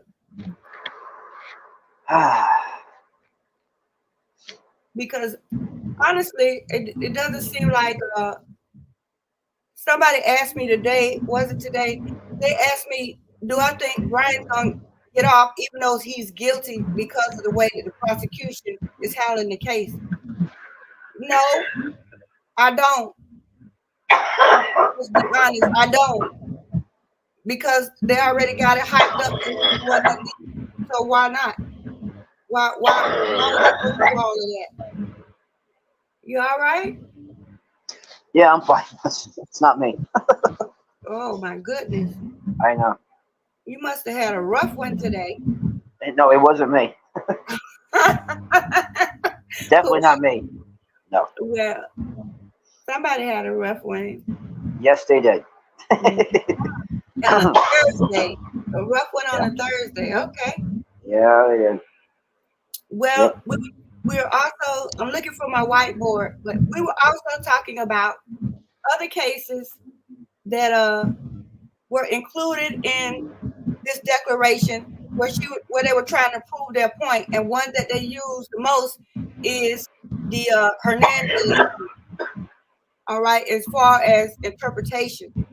Okay, Yeah. now what I want to ask you about this, I guess I stay on this a little bit more because maybe you guys need to mute for a minute, and give them some privacy. Oh, I'm fine. I'm saying give the person who's not fine some privacy. I think they're okay now. Oh, okay. We hope so. I hope so too. Sound a little rough, You got but that right. Hold on. oh boy, you might need to call 911. No. You should go in the comedy. You should go in the improv. This is the comedy hour right here. I know. Well, you know what's funny, guys? When I see my name pop up and it says you're in show, it looks like it's the Vino show. Yeah, that's something like that. I Funny. thought it was cute. I guess maybe I should have asked you first, but I can't. That's right. It's good. It's good. It's all good. Is it? Yeah, it's fine. Okay, well, if it's not, you have a chance to tell me. No, it's fine. Okay, here's a good one. 3-point turn on camera. They talked about the white car on the Yeah. do you believe that they have his car on surveillance? No, I do not. No. Why? Because they don't have no tag to match that car. That's his. What about in Pullman though? Yeah, in Pullman, but it's just like when the car can't race past that convenience store gas station. They can't prove that was him. Right. Oh, I know that wasn't him. And with all that technology today in law enforcement, you would think they could zoom in all that, and I mean, come on, it just doesn't make sense. Well, I mean, if this was on CSI or CSI Miami, this thing would have been solved already. Okay, but that's the truth. You know what's funny? You would think like something like this with just like actors portraying, they actually could solve this thing in less than an hour. But I'm just being honest. Is somebody dying in your house? No, thank God, no. And the holidays haven't even started yet. I think you're pulling a deal. Somebody needs 911, and it's not that. It's all good. Much love. It's all good. Yeah.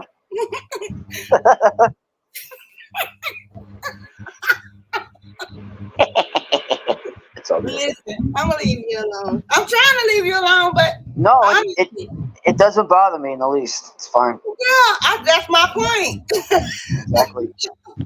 That's what I'm trying to say. It doesn't seem to be bothering you. I think humility is the most important thing. I really do. How can you say that now? Because it's so true. As bold as your personality is. No, I'm actually that's one of my biggest things. I like laughing at myself. It's fun. I don't know. I don't know if you're honest about yourself. Stop now. Huh? I don't know if you're honest with yourself about who you are. Oh, 100%, yes. I don't know. I don't know about that. You know what? I could just see the hand going up right now and say, talk to the hand. That's what you're doing right now. Oh, okay, well, I'll talk to it. Listen, I'll talk to it. I'll show some humility. And the hand is moving back and forth. It's not good. What you say, I'm not taking the hint. Right, exactly. It's all good. It's all good. Plus, I do know quite a bit about psychopathy, psycho something. Now, what are you trying to imply with that? Say what now? What are you trying to imply with that? I don't imply. I'm just messing. I am too. I'm trying to have some fun, but it seems like I know because no one else is on stage speaking into the mic. There we go, right? So we gotta have fun. Yeah, well, I'm gonna have fun regardless. Now that's just me. Amen. It's a good. It's the life of the party. There you go. I get excited over the holidays. I do too, but they haven't started yet. Yes, it has. I've already started putting up. Yeah, I mean, to me, it's around once really Thanksgiving comes around, and after that is when it really starts to emerge to me. No. Oh, I beg to differ to that one, but it's all good. Thanksgiving is very important. It is. and then you have to celebrate going into Thanksgiving. You know, so I always Yeah. put red ribbons around the house to start out in like mid-November, right about this time, and Wow.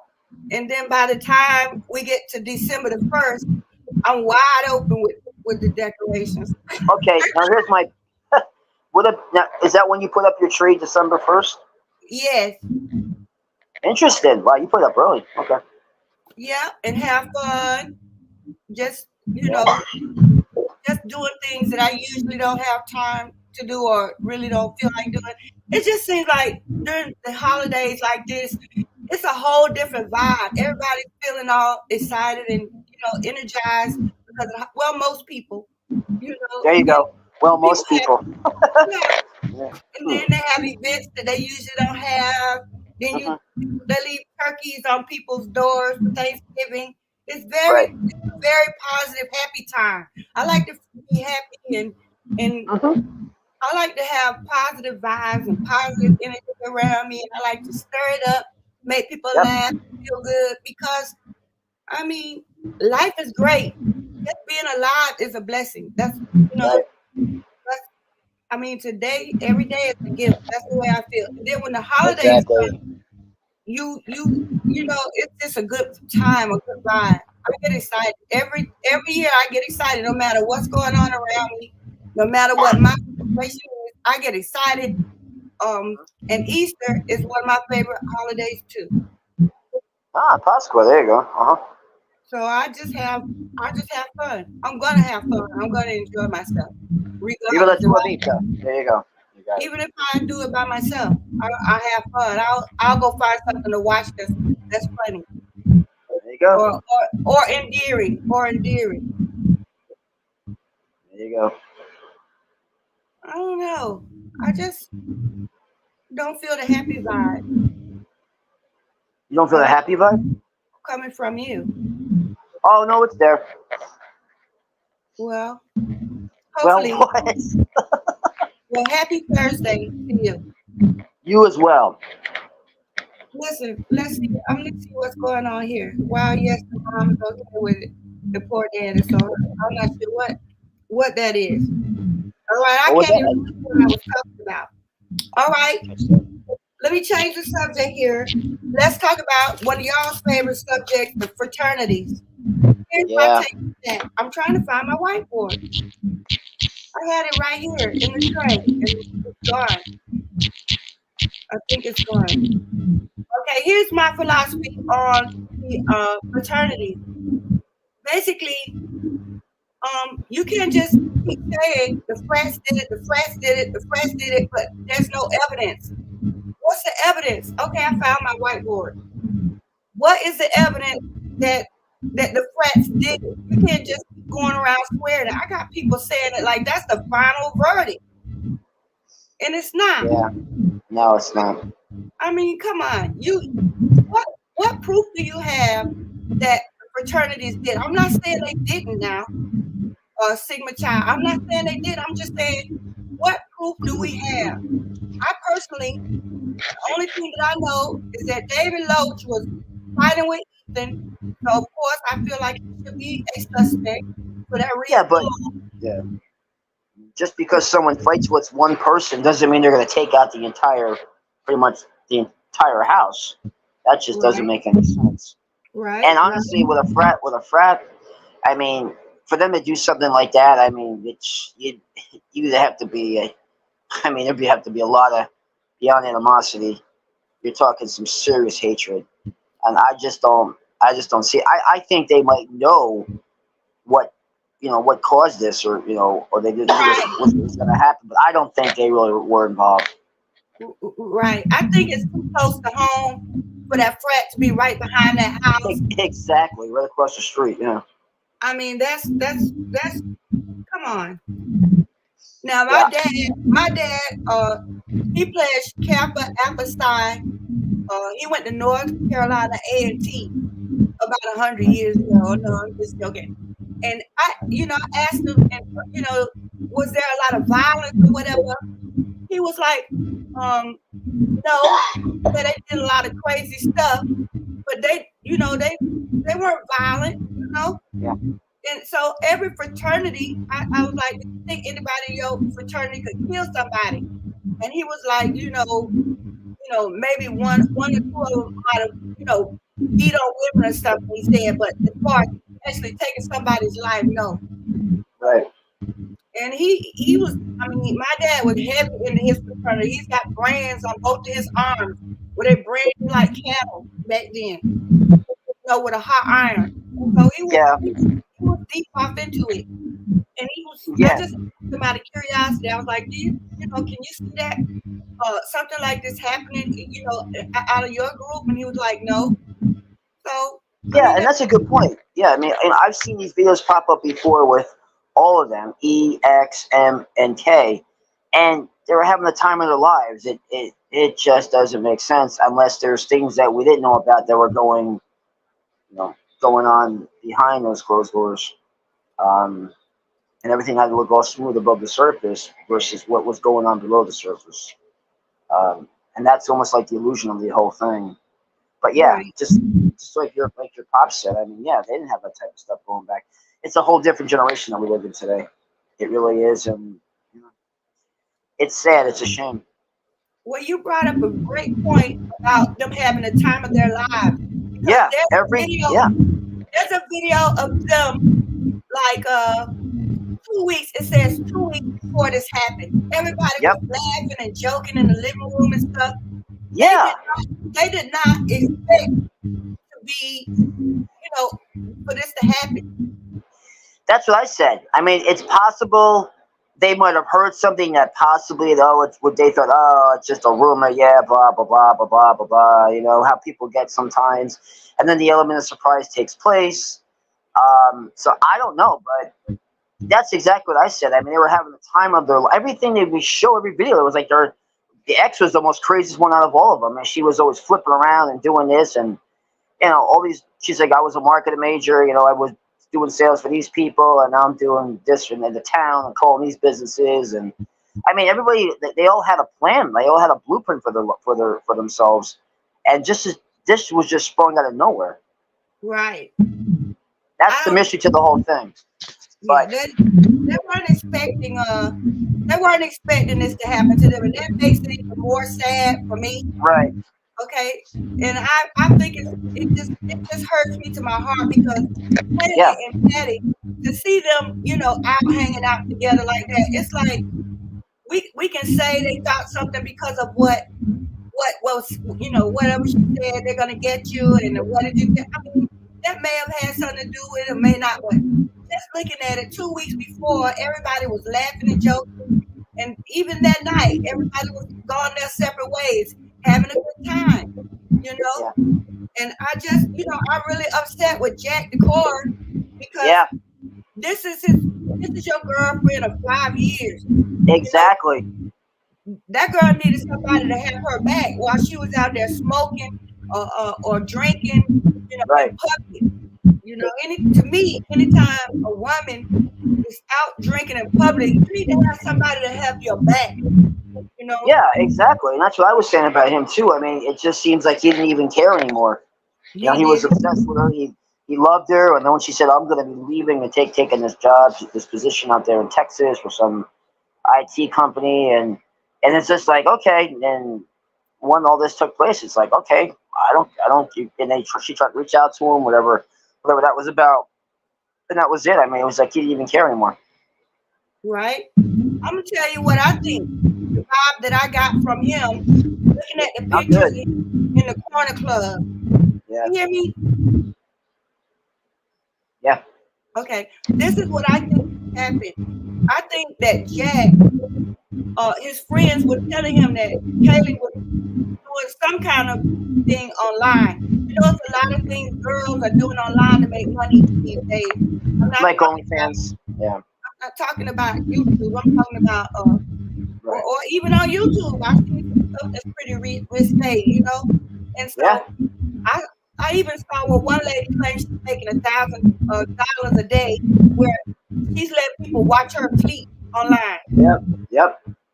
And so these guys could have told Jack, we seen Kaylee online, you know, doing this or doing that. You know, the Right. first thing he's gonna think is, well, how do you know? You know, y'all must be breaking bread with her, even though, you know, she's on a certain site or sites doing this stuff, you know, and maybe he broke up with her because it seemed like he just let you walk away in the corner club with no connection to it whatsoever. After 5 years, I mean, come on now. Yeah, it doesn't make sense. And then he even showed, like I said, he didn't show up at the courthouse for the first appearance, which I That's thought was simple. really strange. I mean, why was he so done with her that he was doing that? I know. Oh, and then they would praise him and all that, but then after this all happened, and he just somehow just disappeared, you know, in the mist. I think that Jack D seems like he had an attitude with Kaylee at the corner club. They were standing up talking to him. He didn't say, "Come on over here, let's sit down at the table where everybody can sit down." He was sitting down and they were standing up talking to him. I mean, to me, I just got a I'm done with you type vibe from him. And yeah, I don't have a good vibe about him, period. But just I don't know. I don't know. This whole thing is so baffling. I still just can't. I have my um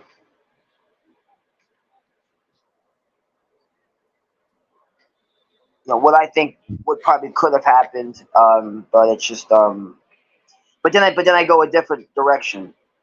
But it's weird. Every time we have these conversations, don't call me crazier, but I can just almost see like what almost took place in the house that night.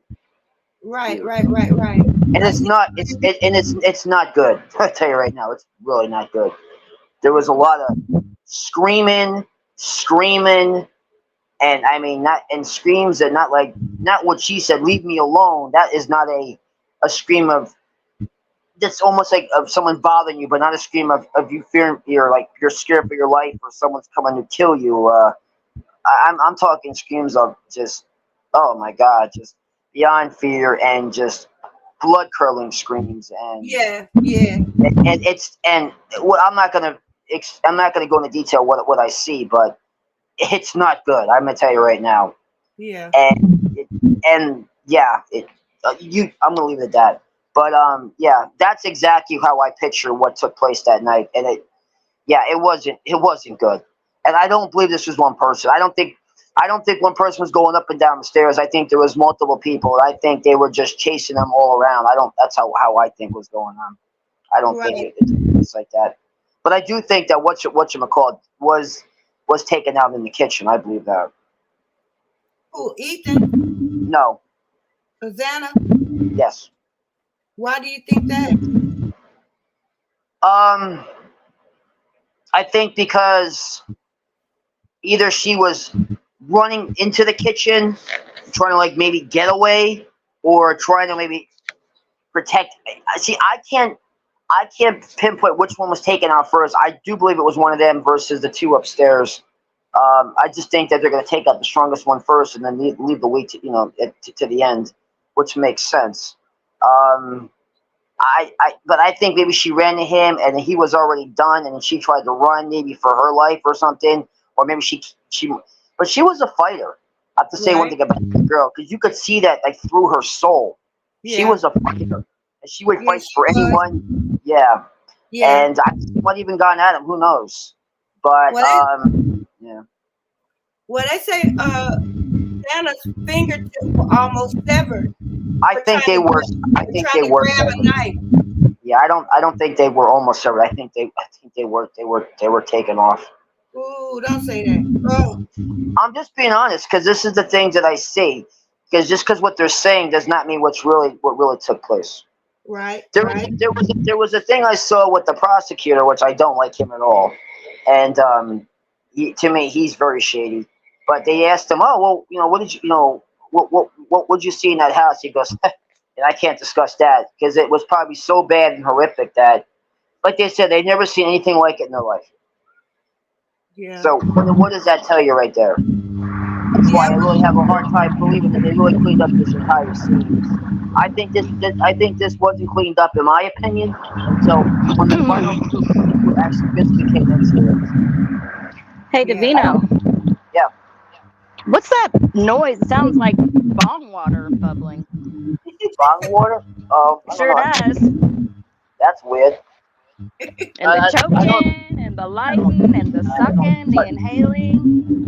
Wondering what kind of party you're having over there. Shame on me. I don't touch that stuff in a million years. The only thing I think of maybe around the bong here, it smells like that is a skunk.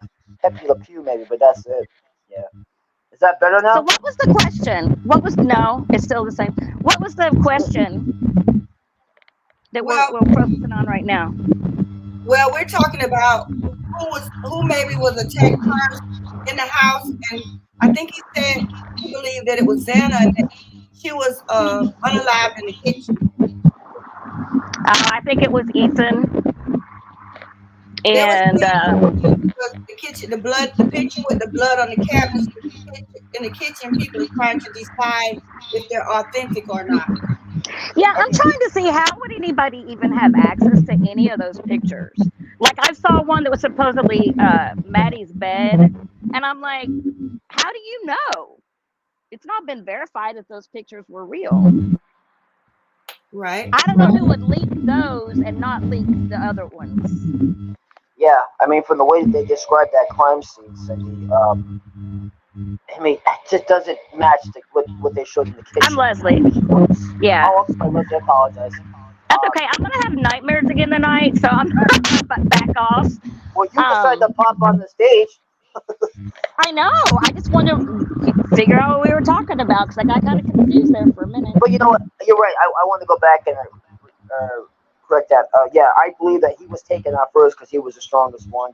But I believe that she probably maybe came to his rescue or tried to come to his aid. And I think that she gave everything that she had and gave her life. And I think she was taken out in the kitchen. I wonder if we're ever going to know the truth. That's the thing. I That's what mean, I'm saying. Exactly. Because I don't think that kitchen looked like that from what they described in that house. If those type of weapons were used, it would be cast off and splatter beyond everywhere. Yeah, you're talking. There's no way you can get all that out. There's just no way. It's impossible. well, I don't want to go off topic for the people in chat, Miss Joy, but did you get a chance to watch that Forensic Files? Because I'm dying to know your opinion. The good as gold. Honestly, I haven't. Oh, that's okay. We'll talk about it next week. It's okay. No, it won't be next week. I've seen it. I've seen the email. I'm saying, but honestly, I haven't had a chance to watch it yet. But That's okay. I probably have seen it before. And Probably. back in the day, I used to watch Forensic Files religiously. Oh, me too. I don't think I've missed an episode. This episode is about three roommates living in a 2-story house. A perpetrator comes in, goes upstairs, and kills 2 of the roommates. And the one on the lower level heard all of it, and she got her phone out. She started walking upstairs to see what was going on. The guy had left, and she called 911. I mean, she was just like, she was terrified, but she did it. Right, And right. like normal people do. like normal. And then they did show some of the crime scene photos, and you can see just how blood would be everywhere. Another point they made was from the beginning, the police did not want to believe that it was somebody in her inner circle. And lo and behold, they ended up getting DNA from a cigarette butt, and it was somebody she knew very well. Yeah. You know? So I think it's definitely the inner circle. What was the motive? And I don't know. Just hatred. Hatred for Ethan and Xana. That's what I think. Well, the same motive, and what is it? In the series I made, Ecclesiastes 1-9, remember the girl that went in and killed all 3 of her friends, well, her 2 friends, girlfriends, and then the 2 guys that just happened to be over there, and they took the drugs. They took the drugs. I can't think of the name offhand, but it was the same thing. It's nothing new under the sun. And this could be all about jealousy. The motive in the case that I was just telling you about, what is going on? It's so I don't know. I really don't. I mean, they're having a busy night. Anyway, he asked what the motive was, and if he's asking about the program I was talking about, the motive was jealousy, pure jealousy and pettiness. And listen, I'm just saying, the best thing, you know, it's loud. It's really loud. Oh, I got someone in the back. What on earth? Yeah, it's getting a little hard on my ears. I'm gonna step off, but I did send you 2 emails while I was in chat. So I if, want to check out the. I want to check out the Good as Gold. I will check it out. But yeah, I bet you could make a really good video about that. hold on a minute. I think he's got some stuff going on there at his Uh home huh. or wherever Uh-huh. he is. Same. Maybe he'll work Same. it out. Yeah, I think you would do a good job making a video just from that, because that's where I found it. I found it on Get a Clue. He did a episode about it, and it's how I am. It made sense. Fireworks went off in my head, and I had to send it to you because it just shows how it should have been. If people were honest. The Vino is still really bad. I'm gonna have to do something about it. We can't hear all of that noise. We can't hear all of that noise. I can't even hear what Leslie's saying. Okay, Oh, Les, okay. what did you say? What did you say? No, I was saying I also had seen that episode Good as Gold a long time ago, but I've talked about the creator Get a Clue. He went over that episode the other day and it was just blew my mind, and I was like, that's how people should act. This just there's no excuses for doing, I don't care what it was. But I was going to say I bet you could make a good video on it, cuz you got that wit. Oh, thank you. Thanks, Les. I think Oh. Carly Miles is bringing up a good point. She says, I think they were tortured. You have to think about that as far as the motive for the crime, because you Mhm. don't you don't have to torture somebody to unalive them. And the point of the matter Yeah, is, for the extent of the injuries, this was so intentional. Was so planned, and they so wanted to, leave some shock value. You know, they they definitely. they so wanted to just shake everybody up and just make everybody think the world has gone to the dogs. It seems like all of that was the intent in the way that they did it, and so we It's have the to Uh-huh. Go ahead. we have to think about um how why was all that necessary, because even I have this whiteboard up here. I was going to try to make a logic tree. Okay. Mhm. And here it says all over here, because if it let me take this S off, because we just talked about one fraternity, Sigma Chi. That's all we're talking about. I assume when people say frat, that's what they're talking about. That's exactly what we're talking about. All I'm right. looking at it. All right. And so we need proof. So either when we say the frat did it, we have to either say all of them in the frat house there did it, none of them did it, or some of them did it. Okay. So what we're left with is proof. Well, again, at the very beginning, we were told about David Loach and David. I want to say they call him Barry, like strawberry, blueberry. They call him Barry because his last name sounds familiar. Something similar to Barry. I think it was those two. Um, Again, before the PCA came out, they talked about walking there and walking back within a certain amount of minutes, and how quickly it was and how easy it was. Um, so I think that all the frat knows for sure. They all know, but they would rather die than tell on each other. I think it Okay. started with resentments against Ethan and Xana. Supposedly, there'd been tension between these guys for a long time. That night just topped it. And I do believe, people on steroids can wipe out their whole family and then think about it later and go, well, I don't know why I did that. I think All I think right. drugs is very, very much part of this too. Right. Okay. This is the first I really have Barry on the list. Now, Hmm. we got Barry, Deloach. Is Hunter and Sigma Chi? Is Hunter what? Is Hunter and Sigma Chi? I don't know. Somebody in Carly would probably know, or Cindy. I don't know, or Terry if she's still there. Y'all in the chat is Hunter and Sigma Chi? Does anybody know? Just like the other Brent. Okay, you talking about Hunter Johnson, or are you talking about Hunter Chapin? I'm talking about Hunter, the one with the white necklace. Oh, he's part of it. Yeah. Okay, so I'm gonna put him down because he was always at the house. Yep, I agree. He I don't think they could have planned something without knowing that it was him.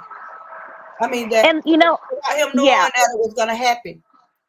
And see, I think that the fight that happened that night was very significant because Xana's dad said, "Hey, she told me about this fight that went down that night, and I think this has something to do with it." Her dad said that at the beginning. Yeah, the mom said that. Remember on Nancy Grace, the mom said that she really wanted to. She really wanted to have more information from the frats and the people that lived around, that house in there. Nancy Grace. She's no dummy. Man, know? I only see Nancy Grace's mug when I look at videos like yours. I can't tolerate too much of it. But I did I think Xana's mom is no dummy, No, she's not. I mean, she knows. Yeah. Didn't she even say that she thought it had something to do with the fight as well? I don't know if she mentioned. She didn't even really get a chance to say much, to be honest with you. Oh, okay.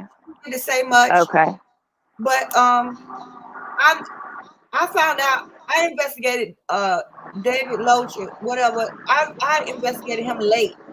I wasn't really looking at him before because I really didn't like looking at the frat because I just don't feel like the frat, like I have here on this board. Okay, if the frat did it, then who? It couldn't have been all of them because somebody would have told by now. I don't know. Well, I think it was at least those three. I mean, I didn't pay attention to any of the posts on 4chan. I don't go on 4chan. I know they were really, really gruesome. And you probably know by now I don't do well with that. Yeah. So I really didn't want to deal with that, And then I didn't really think about David Loach until recently myself. I think the same time as you did. Because I didn't want to read all that garbage. But it all clicks. Right. I feel like hey, let's see, we got Hunter, Barry, D. Loach. Here's a good point from Miss Cindy. Sadly, BK seems to trust Ann Taylor.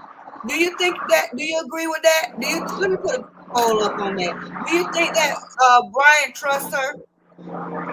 He looks pretty he looks pretty happy with her. I mean, why? Why though?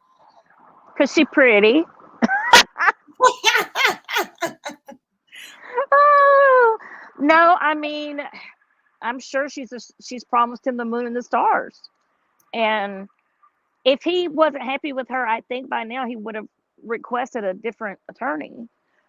I think that if he's happy with it, it's because she's believing whatever he's telling her. Whatever he's selling, she bought it, and she's, I believe whatever she's selling, whatever he's selling, she bought it. Yeah. Well, let me ask you this then, since you went over the part about the brass, and I just found out about the partial profile the other day. Ann Taylor knows these things. She has to know them. Like, what if she doesn't? Then why? I don't think she's looking in that direction. To be honest with you, I really don't. I don't think she's looking in that direction. I have not seen, and I'm not being derogatory or sourpuss about it. I'm just being honest. This is the way I see it. I don't see her doing anything except harping on the grand jury indictment and the DNA. And, and that's unfortunate because that's really unfortunate because there's so much more to this case. Like the witnesses, Dim and Bethany. Right. What happened to that? What happened to somebody was saying in chat earlier that she or I can't remember who it was said that the reason they think that Dylan is going along with this garbage and so is Bethany is so they will have immunity because otherwise they would be in trouble. I mean, we've all wondered why they haven't been.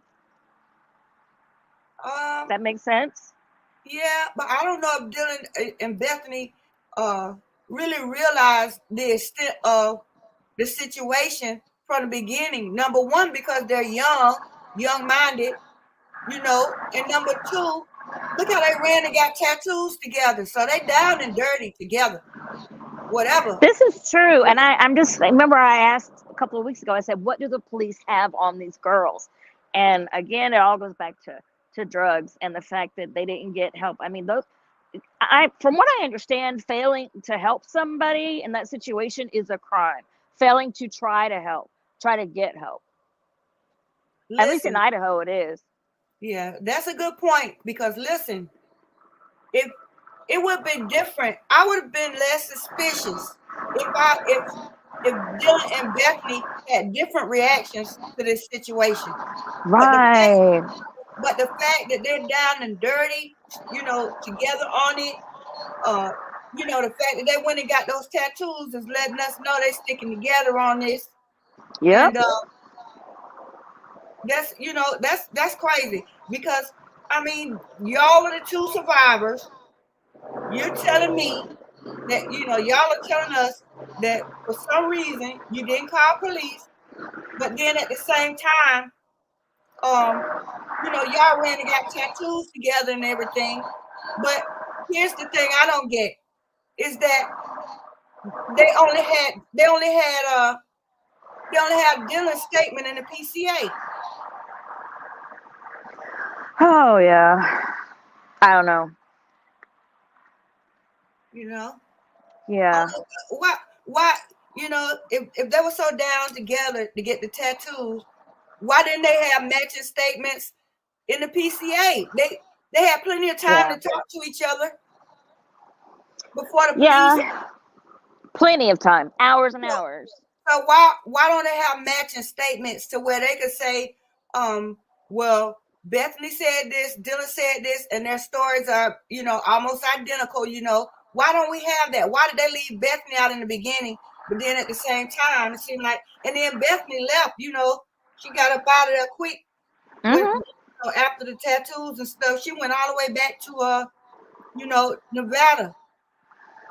Yeah, and I would too if I were her because everybody was hating on her online. But I mean, you know, there's a difference in asking questions and bullying, and we're just asking questions. And then the thing is, if Bethany wasn't there, why do they want us to think she was since she didn't give a big statement? Well, I get why they want to think Dylan was there. Right. But well, you know, Bethany tucked in bed in the basement, you know, that's whatever. In the beginning, that maybe Bethany did not tell them that she was there. And then, you know, when they got together on this PCA and, you know, DNA and all this other stuff, they probably told Dylan and Bethany, it doesn't really matter what statement you signed that you saw because we got this guy's DNA. And then they went along with it. You see what I'm saying? Yeah, absolutely. You know, if somebody tells you, even Ina Har said that when she was interviewing him and asked him, did he know the girls and stuff like that? What did he say? What does it matter? They got this guy's DNA. That's what he said. See, I didn't hear that. Oh, wow. Yeah, that's what he said. I can't listen to him. He drives me crazy, and I think he's sketchy, so I don't pay attention. But I should because that's a big deal.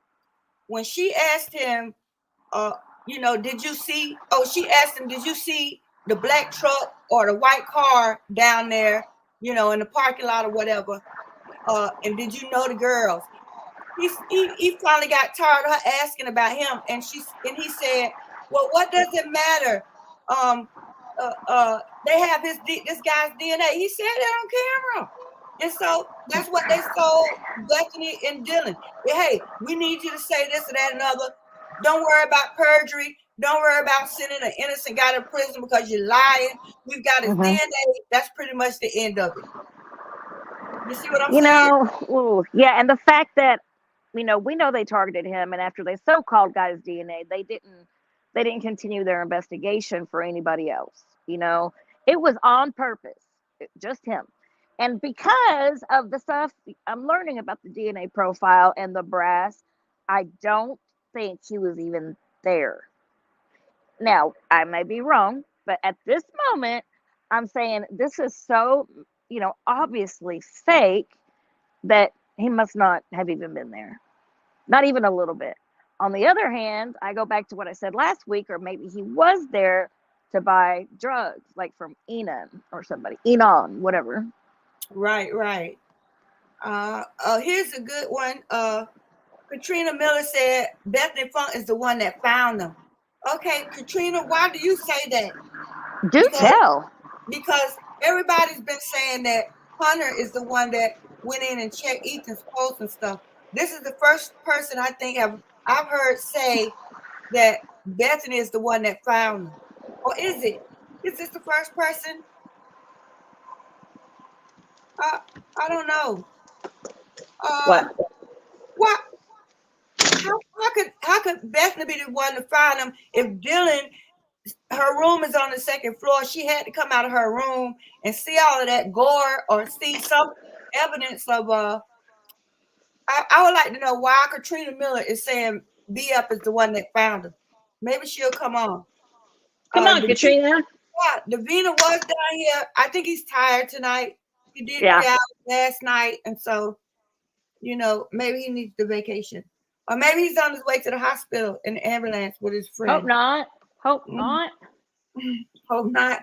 I hope he's all right.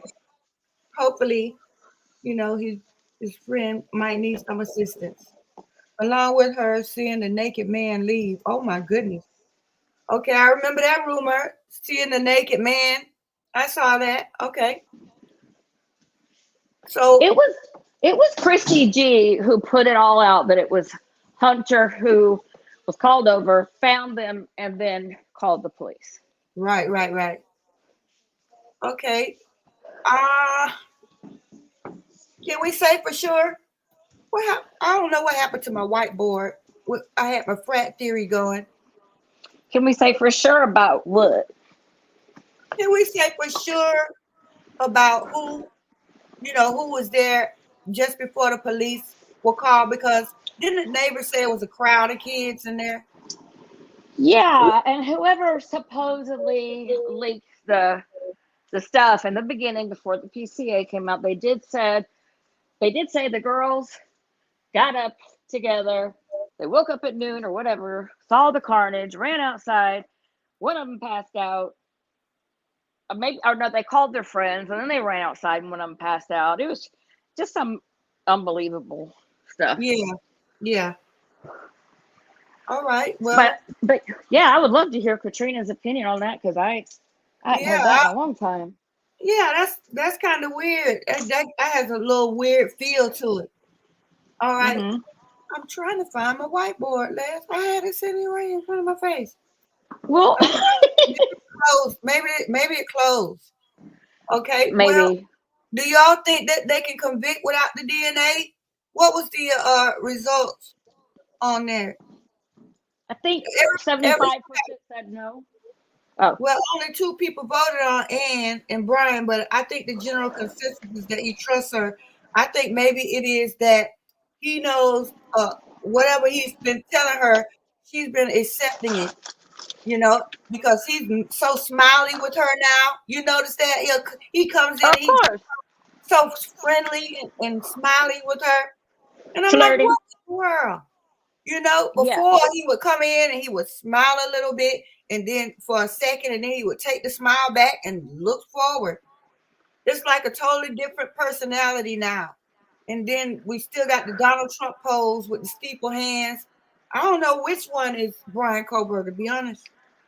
And I believe those 4 people lost their lives, but the rest of it, I'm like, are we watching a movie? Are we in a movie? Like, is this real? Like, it's insane. The only thing I can think of his change of attitude is that he's more confident even than he was before, that he's going to be going home. Like that he knows something we don't. And from the Well, very beginning, I felt like that was the case. you might be right, because I'll tell you one thing that he knows. He knows from being a criminology major that they're not processing this case right. Yeah. And maybe he's banking on getting off on a technicality because, you know, he knows that this is he's not getting ready to to be convicted, but he might be in for a surprise because they don't have to play by the book. They're not playing by the book. Yeah. They're not. They don't have to play by the book. So what are you getting so excited for? Yeah, that's I true. don't, he might be looking at, the county saying, this is a very backwater county. They don't know what they're doing. They don't have, and then they giving them vegan meals and letting them come in there in a suit and stuff. And, he probably is letting his guard down a little too much.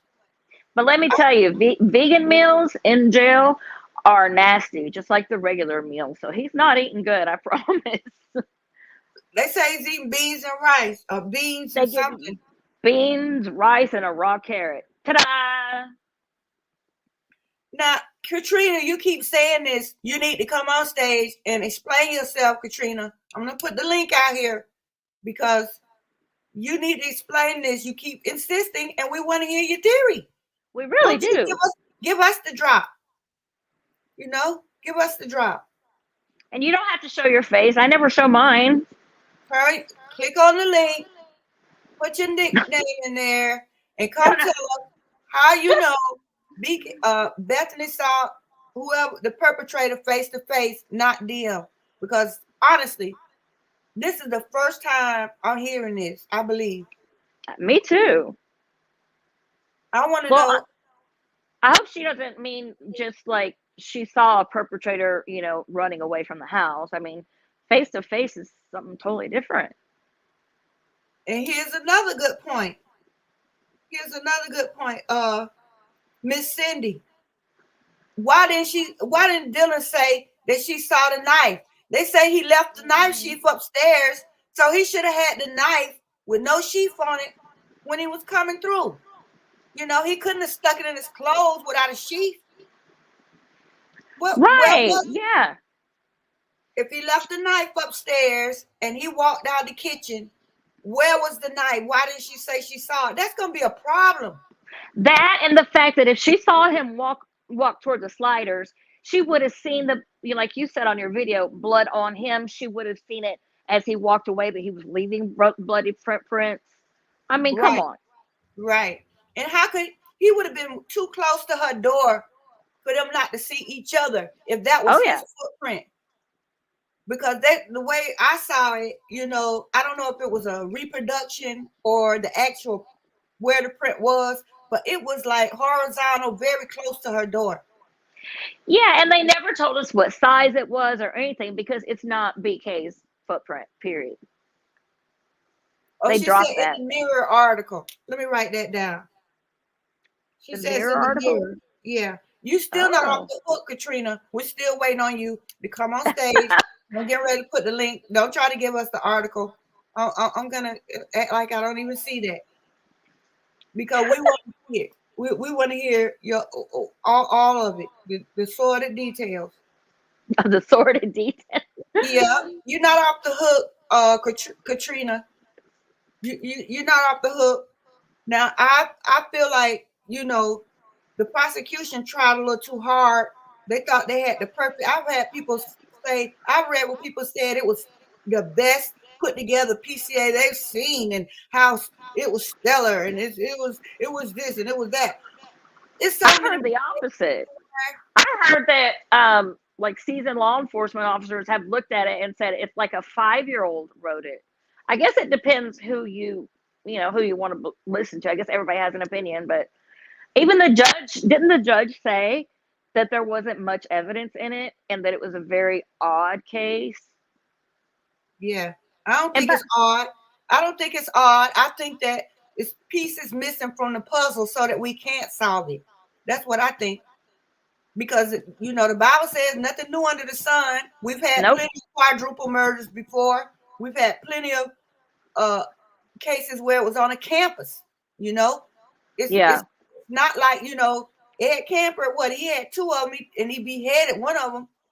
You know, it's not new that men go on college campuses and brutalize the female students. It's nothing new about that.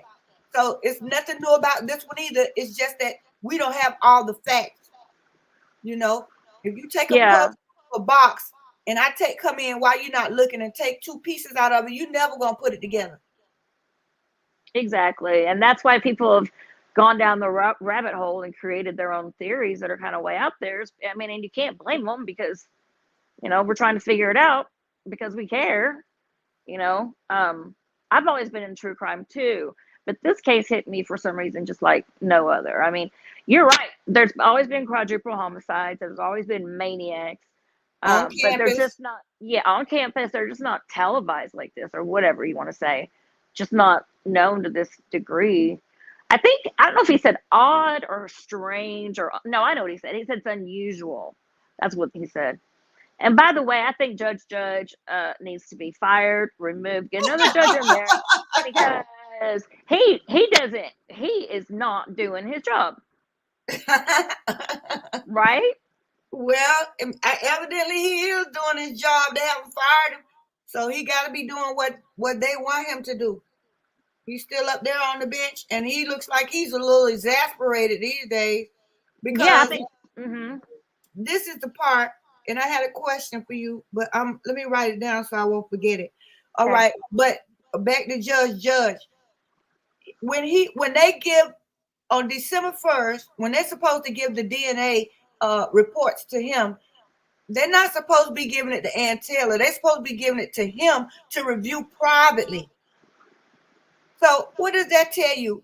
That Ann Taylor is never, ever going to get what she's asking for in her hands. Never. Because if we realize the mistakes with the DNA evidence, they realize it. And so she's not getting it. She's not getting it. She's never going to get it. Because if they turn the stuff in on December the 1st, if you read the order, it's for him to review. And then he had the nerve to say, once he gets it, he's going to get somebody to help him figure it out once he's reading it. Well, yeah. Won't you give it to the defense attorney? That's what you're supposed to be doing. And that's my question. Is that how it usually works? It has to go through the judge first? No. Right. They're supposed to turn that over to the defense. That's who requested it. I don't trust him. He's being paid. I mean, to act this inadequate. And you know, I'm learning just now about how IgG and DNA stuff, you know, most of the technical stuff. Why doesn't he just school himself on that while he's waiting? You know? Get some education behind it. Right. Well, okay, here's my question about the DNA. Okay. Now, let's just assume there's no DNA evidence in this case at all. They found the sheath, but they're not claiming there was anything on it. Where does that leave us with Brian Koberger as a suspect, in your opinion? 0% chance. All right. And why you say unless they have video surveillance of him, and I heard they haven't. Unless they have video surveillance of him walking into that house or leaving that house, I can't believe it because they lied about too many different things. Right. Well, you know, why don't we know what's on the Ring camera from across the street? Right. I don't think we ever gonna know that either. Because she's never gonna get her hands on that DNA report. When he said he ordered the prosecution to give the DNA reports to him, and that he was going to get somebody to help him sort through it. He's not an expert on DNA. We already know that he's not. He doesn't know. So why is he taking on the job of reviewing the reports? That's not his job. It is not. And I guess what worries me is like Gabriela Vargas got up to testify about the IGG, and then who's at her house that night? The IRS. I mean, no, the IRS, the FBI. Okay, and FBI is over the courtroom judge, in my opinion. And what if they're telling him what to do? Of course they are. So I mean, it's that's why I'm bureaucracy, saying this does not look good for Brian, no matter what. right? Listen. He is giving different vibes right now. Somebody said that if Brian was on drugs, he would be in withdrawal once he got to jail. Oh, he Now, would have been miserable. But that's if he was using every day. He might have just did it occasionally. right? Well, I hate to bring it up, but you remember he came into court like the second time with a scratch on his face. Remember that? Yeah, but what's wrong with what's your point about that? Sometimes when a person is addicted to drugs and they go into withdrawal, they scratch themselves. Oh, you're talking about like if meth or something like that. Any kind. He had a Oh, I scratch don't on his know. face early on, and so now miraculously he's coming to court and with no problem. But in the beginning, there was possible evidence of him being in withdrawal. Oh man, if that's the case, I'm really sorry for him because I don't envy. I mean, I wouldn't put that on my worst enemy. So yeah, it could. Yeah, I mean that just goes back to if he went to that place 12 times in what 6 weeks or 3 months or whatever, that's probably what he was doing. Yeah, I'm just saying his whole demeanor has changed because when he first got in there, he wasn't speaking to nobody. He had a attitude, and I mean I would have an attitude too. But I'm He, just saying, you you're know, right. He looked now real he's pale being and all sick. friendly and stuff. I don't know Yeah. why. I don't know what changed in jail, but Well, you're right. I mean, now that you're saying that, I'm looking back and like at first he looked very pale, very sickly, didn't he? yep, yeah, and people do scratch themselves when they going through a draw, they hallucinate and stuff like Mhm. that. If Maybe they, he was trying to control it, but that came through. We have to look at the signs. We have to that's true. look at the signs because we don't really know this guy. We We really don't. don't know him. All we know is that he was a PhD student, a TA. He's very intelligent. He was trying to make friends. You know, he after the crime, he went to the doctor and was going to get a haircut and seemed like he was in good spirits to me. Yeah. On that phone call with the lady that cut his hair on that voicemail, Yep. and then he texts some guy wishing him a happy Thanksgiving. I mean, he seemed to be in very good spirits afterwards. So I don't know if that's good or bad. Well, I mean, here's the but it could have been because he met the Asian girl that we don't know anything about. Maybe he started seeing her, you know? Maybe that's why he was happy. Who knows? Oh yeah, yeah. I mean, And I'm biased. I'm sorry to interrupt you. Go ahead. no. You say you think you biased towards the case. Oh, Be honest. I'm biased toward him just because like I have a son that's 26 and a son that's 30. So right around, his age. And when he first said, he looked forward to being exonerated, I think he said I love you to his parents. I mean, it just kind of everything in me just went, oh, and then the more I learned, I was like, oh, really? And Right. my heart just went out to him as a mom of young men that age, I guess. I want to say boys, but they're men.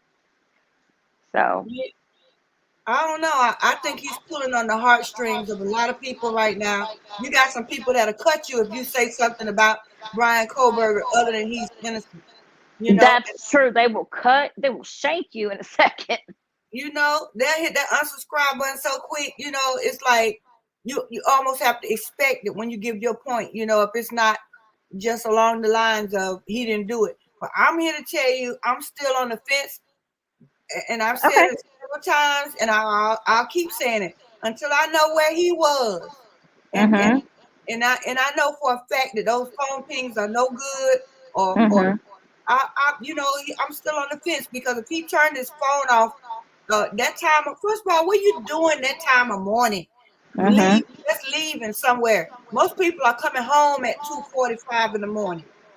2:27. Most people are coming. What are you doing just leaving out at 2:27 or whatever? Well, if he was doing meth, he would have been up for a while. So I mean, that's just something that they don't sleep anyway. People on that stuff. And his neighbors talked about him vacuuming in the middle of the night and stuff. Obviously, he had weird habits. But I guess, but what else? Every time I see a lie being exposed, or something that says it's just not logical based on the evidence, I'm just like, of course it's a frame up. It's got to be. Why would they have to lie about so many things? I don't think it has to be a frame up. I don't, because I feel like in the beginning when they first arrested him, all right, it could be that they didn't know who did it, and so they got this guy, and he fit the bill in so many ways. I would have to believe that they got lucky and picked somebody that had their phone off, somebody that can't say where they were, somebody with a history of drug abuse in his younger days. Somebody that had a certain degree of antisocial personality traits. He wasn't the life of the party. He, But he I was, don't believe that. he, so it's like, if he's not the one that did it, they really lucked up when they picked him or came across him, because he does fit the bill in a lot of ways to where he can't even he couldn't even get bail. He can't, there's no argument being put up for him right now, Les. It could have been a frame up, but it didn't have to be, because we have not proven that he didn't do it. We can prove he didn't do it between 4 and 4:20. We But can prove that. again, We can we're prove going. that Dylan's statement is not true. Well, We can prove yeah, that. and we can prove what we can't prove. But who is the one saying he was so antisocial and awkward? Who? The friends that have come out to talk about him say good things about him. The hairstylist. I mean, say good thing. The doctor's office. They said so many nice things about him. The only people that are saying bad things about him is like his students didn't like the way he graded papers, and probably people were intimidated by his intelligence. And I believe he's cocky, but I don't believe for a second that he was socially awkward.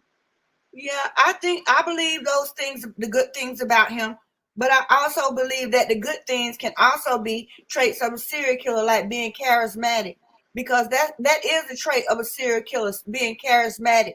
So for them to be saying how friendly and cheerful and charming he was at the doctor's office and stuff, we could say that's normal, or we could say that's a trait of a serial killer. They're very charismatic. You Yeah, know, that's true. we just can't take his name off the list. Not right now. I can't take him off my list. I'm Well, sorry. well, I'll go back to 90% because you're right. I know it's hard to be objective when you look at all the lies. That's how I am. I'm just like, no, this makes sense. It's crazy. And it makes so much more sense for it to be so and so.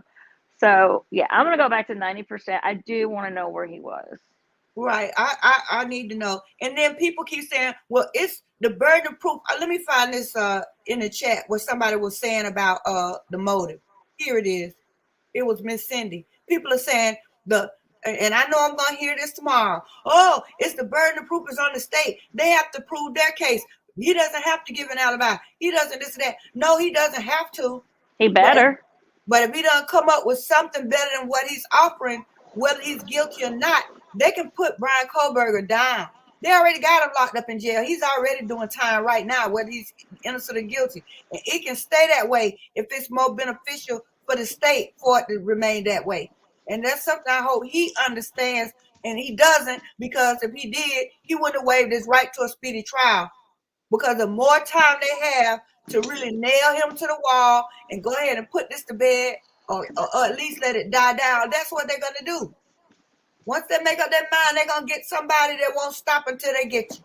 And he's in the hot seat right now.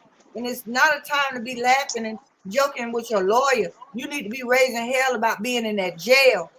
Yeah. Start No, like, I agree. you better start acting shocked and appalled. He better start clutching his pearls at some of these announcements, because if he doesn't, people are going to start thinking, well, he's ready to do 5 years and then appeal 4 or 5 years. he's ready to, sit it Oh, out. I wouldn't. Fighting. Mm-mm. Who does that? I'd be throwing a fit, and I'd be. Oh no, yeah, you're right. I mean, I would be angry every time I went to court instead of acting all smug. That's true. Now, one of the reasons why I'm not at 100% taking him off the list, I guess it is like 10%, like you said, is because if he turned his phone off in Pullman, that's no big deal.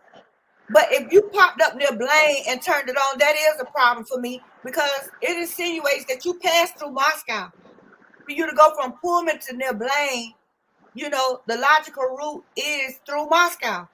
And then what you turn it back on for? We talking about 4:48 in the morning. What are you doing that for?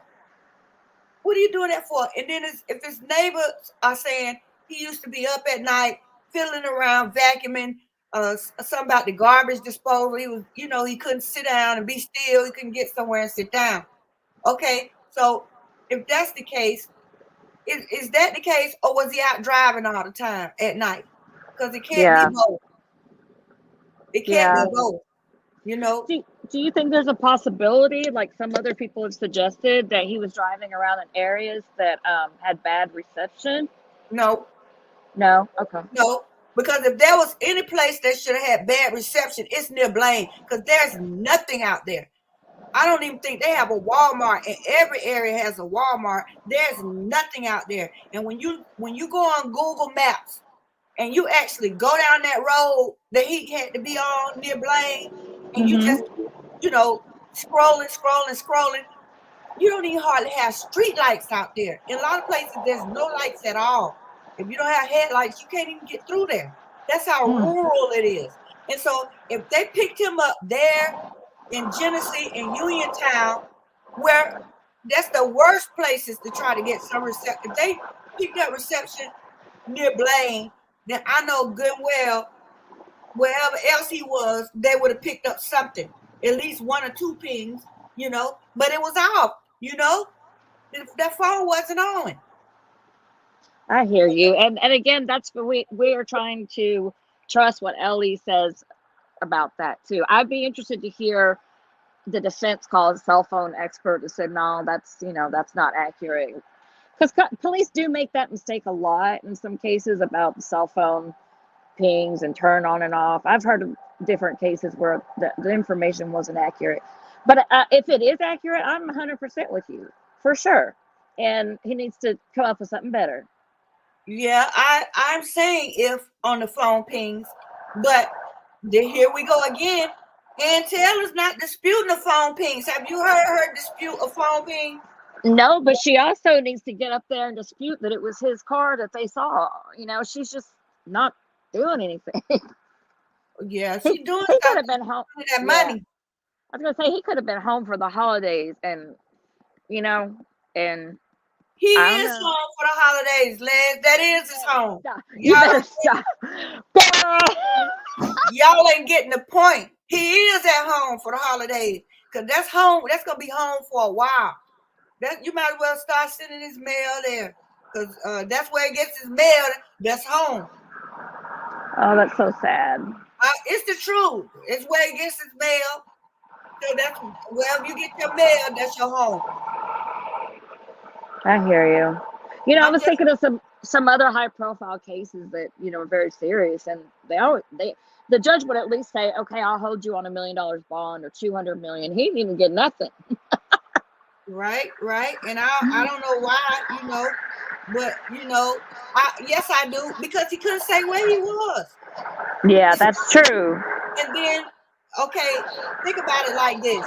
This was on a Saturday night, going into Sunday morning, with all of these activities going on both campuses.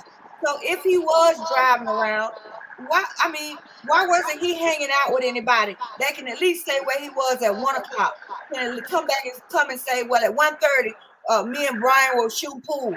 Why can't somebody say we heard him, fumbling around in there until, Why can't somebody speak on this man's behalf and say anything for or against the case? Why don't we have any witnesses or testimony from anybody on his behalf out of a whole university where he taught and was a student, out of that whole city, and out of all these thousands of people that follow him on Twitter? Why can't anybody make one small statement about Brian Kohlberger? That's what I want to know. I don't know.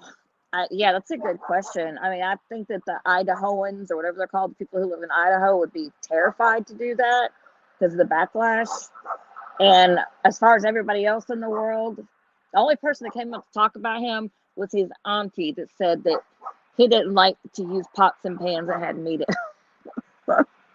Yeah, that's all we've heard. And yeah, I'm wondering now. Apparently, the thing about his sisters losing their jobs was not true, but I wonder why even his sisters haven't said anything. You know, they're not under gag order. Oh, I haven't heard that. So they didn't lose their jobs? They did not. Okay, good. I'm glad to hear that, because I mean, unless they were down with him in it, they weren't even in the city, were they? No, yeah, exactly. And for all these people saying that, no, it was a Dateline episode that said that Brian's sister thought it was him to begin with. Yeah, I And know I'm that was like, a lie. that's a bull. That's bull. No way. Yeah, I know that was a lie. I'm just sick. Miss Joy, I am so sick of all the lies. Yeah. Well, Katrina is at it again. What'd she say? She's wide open in the chat, but she won't come on the stage. He had a Maybe friend, Asian girl, that was always at his apartment. Now the neighbors, I haven't heard a neighbor mention her, so I don't know where you getting this from, Katrina.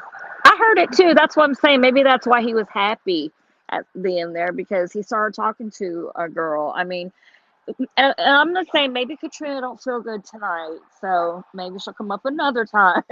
Right. Katrina, you But- owe us an appearance for all of these theories and stuff you put in this chat. Yeah, I'm not gonna forget. You're not gonna get a pass. I'll catch up with you in the video comments. Okay, we're gonna be in after you. Oh goodness.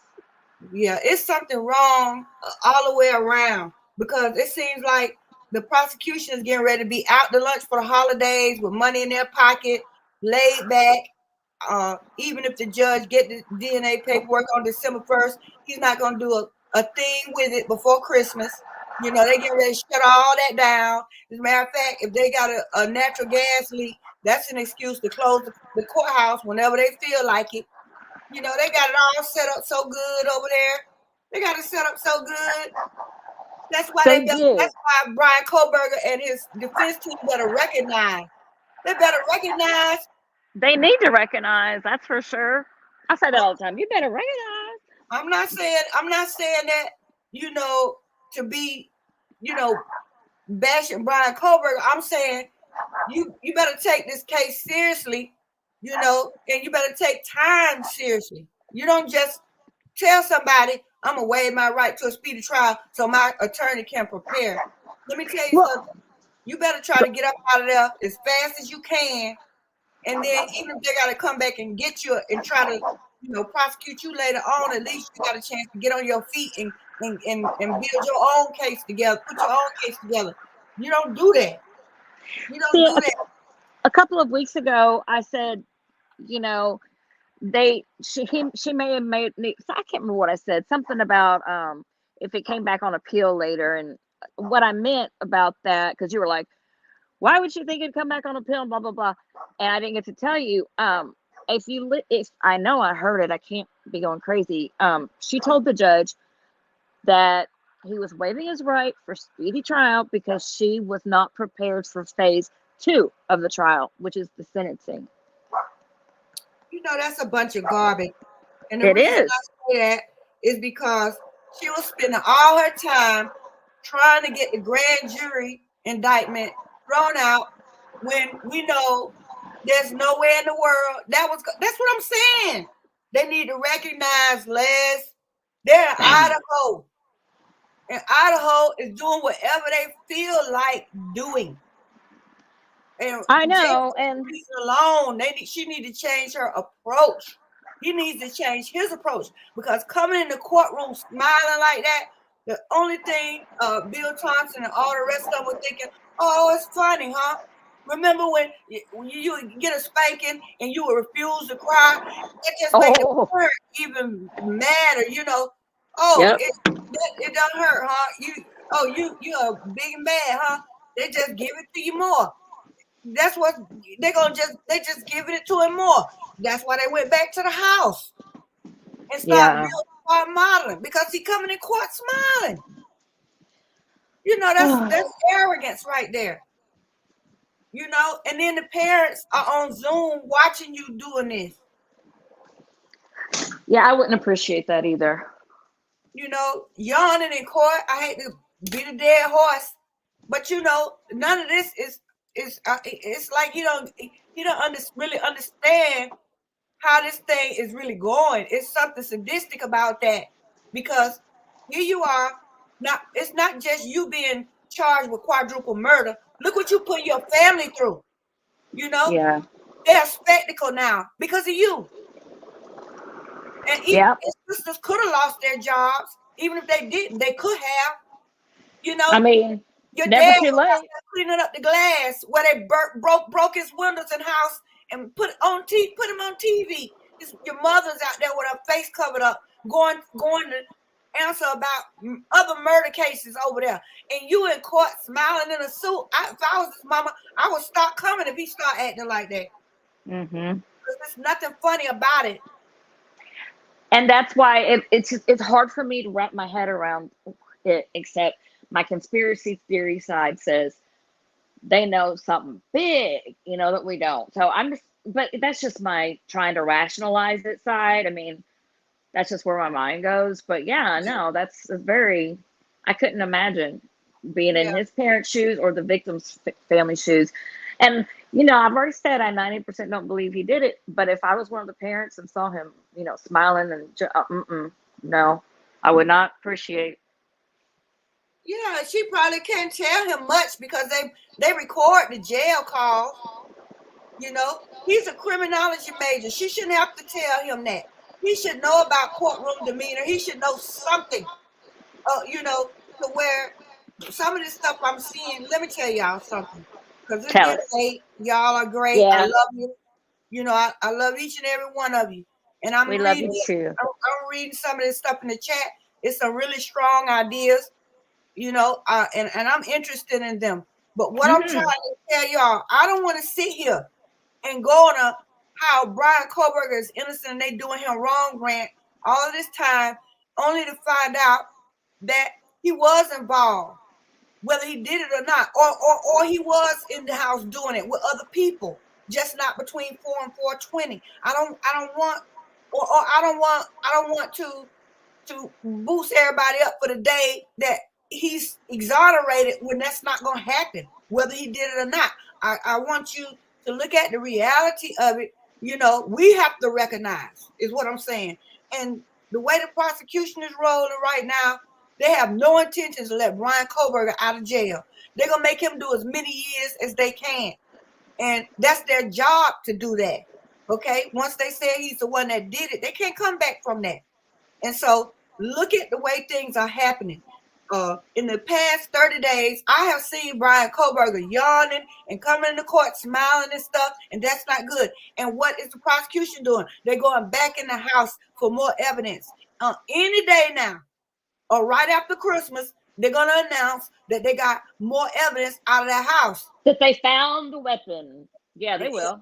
Either the weapon or a drop of blood or something, because, I mean, he's in jail now. They have his DNA. They can say they found it anywhere because they got it now. They don't have to match it to anything. They got his DNA on file, and they can say they found it in Africa if they want to. And what can he say? Nothing. Because guess what? Nobody is speaking up for this dude. That's another problem for me. Not one person is speaking up for this dude. His friends, he's had a couple of friends in Pennsylvania said they were shocked to hear it, and it didn't seem like he's the type of guy to do this. But he doesn't have anybody speaking up for him. It's for where he was, where he usually is, through something. He don't even have somebody saying Brian usually goes for long drives. He's saying that, but where's anybody in Pullman to say, well, you know, he usually does go on long drives or whatever. I haven't heard not one person in Pullman leak any information in Brian Kohlberger's favor. Not one person. Who was the guy? The only thing that I remember that was said about him being up late at night, as far as giving, corroboration, wasn't there a guy that said he would, Brian would run with him, go jogging in the middle of the night? And do you remember that? Yeah, in Atlanta, right? I don't know. Is Where? this the guy in Atlanta, or somebody was trying to say they had a picture of him jogging? No. This was the guy himself who said, hey, I always thought he was a nice guy.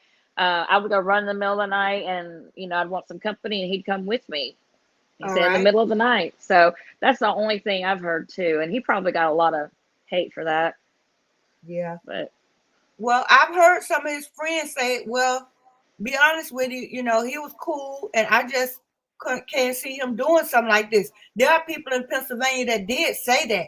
There's the one guy that was his friend for a while that he went camping, I think, or whatever with. He said that. Mm-hmm. But that's Pennsylvania. I'm talking about the people that lived around him, because Brian Kohlberger was around a bunch of students, a bunch of people in his apartment. Wherever he hung out, he was around people. There should be somebody that can say something positive about him in Pullman. And his doctor's office said he was charming. I don't know if that's good or bad, because like I said, charisma is a characteristic of a serial killer. And then who else said? The people in the apartment said he was cool. Aaron, all he said was that he was very talkative, but Aaron even said he invited him to work out, and Brian said that he had, he didn't have time, which sounds just about right, because as a PhD, he didn't have time. So either he was cool and talkative, or he was socially awkward. We have to pick one. Right, that's what I said. We're getting conflicting stories from Pullman. But now, here's something. Did Brian ever pledge a fraternity in Pennsylvania that you know of? Never heard of anything like that. Like I said, I just heard a few weeks ago the story that when he was a security guard, he did save someone's life by giving them a CPR. And to me, and then his people he worked for said nothing but good things about him. And then he resigned because he was going to go into this field. But my thing is, would a serial killer bother giving somebody CPR and saving their life? Not back then.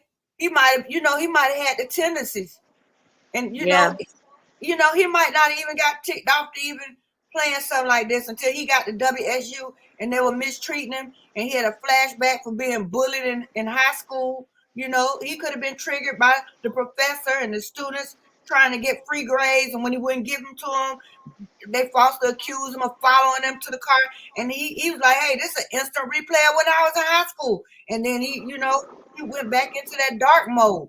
Okay, so what would be the motive for picking that house and those 4 people? Okay, if he was in dark mode, I would have to go back to my BTK theory, because if he had to study BTK. The lady that was his mentor and his teacher said that was a part of the curriculum to study BTK's case, so he knew about him. So that's the only motive I can think of for him, and also the only motive I can think of for picking that house. Well, I mean, the BTK stuff really creeps me out because I was in Wichita, Kansas when that was going on, which is like the town right next to where it happened. And I remember, we were all locking our doors extra tight, and the whole thing just creeped me out, the sadism. I guess my point is, I can't watch any documentaries about him or anything. It just really bothers me. There was the tying up method, Yeah. That's the whole point of BTK, bound, tortured, and, Right. Maybe they were bound. I don't know. Somebody said I at the was very just beginning getting they ready were to say, hogtied. you Yeah. know, whoever did this, they could have been in the house before watching them sleep. I seen that too, where Yeah. the perpetrator visited the scene and was in the house watching them sleep, and a couple times, and then he finally came back and did the deed. I've seen where the killer was a heroin addict. I've seen where the person was a dark mode, and their first kill wasn't until they were in their 30s or 40s. They always had that tendency, but it didn't come out until they were a certain age, and it was triggered by something. All I'm saying is, whether Brian is guilty or innocent, it's plenty of innocent people in prison. Let me put it that way. Oh yeah. There's plenty of innocent people in prison that don't get help from the Innocence Project. Right. It's people that have done more than 10 or 20 years in prison, exonerated after 50 years, 40 years. So being innocent doesn't mean that you're going to be exonerated. You should want to see, the defense do what they have to do to get the man off if he didn't do it. Right. And his behavior is off right now. And I don't know if it's the suit or what, but it's a such thing as courtroom demeanor. Well, maybe Ann told him to come out looking and acting confident. Maybe she gave him bad advice. I hope she didn't tell him that, because they Right. gave Wayne Williams bad advice. They told him to you can't get mad, and then they said they turned around and told him he needed to be assertive and push back on the prosecution when they questioned him, and he came out and snapped. Oh yeah. Because that's another thing. He's gonna have to stand up under cross-examination. He's gonna have to stand up under the prosecutor, asking him questions. He can't get mad. Most people who choose to take the stand end up being found guilty. I wonder if he would even take the stand. That's a good question for the last poll. That's an excellent question. Do you think he's going to take the stand? Do you think Ann Taylor wants him to take the stand? Because sometimes they insist on taking the stand. If he's a narcissist, he's going to get up there. Oh my gosh, like Alec Murdaugh. Yeah. Getting if up he's there. A narcissist, and he's going to get up there. Yeah. I'm sorry. He may be, and we just don't know yet. That's what the criminal profiler told the attorneys in the Wayne Williams case. They said there's no way in heaven or hell they're gonna keep Wayne Williams from getting on the stand. And his lawyer said later on that she advised him not to testify, and that if he got up there, you can't get mad. What she say? You can't get mad, Wayne. You can't you can't be angry. And he got up there and called the man a fool. He was start calling him names and stuff. Wow. I would too, though. You can't do that. You can't. What if Brian Cole would get up there and tell all of them to kiss his while he break dances to the stand? Okay, you're gonna be break dancing all right in a tutu. That he gonna be tiptoeing through the tulips, as you would say. Shoot, he gonna be break dancing all right.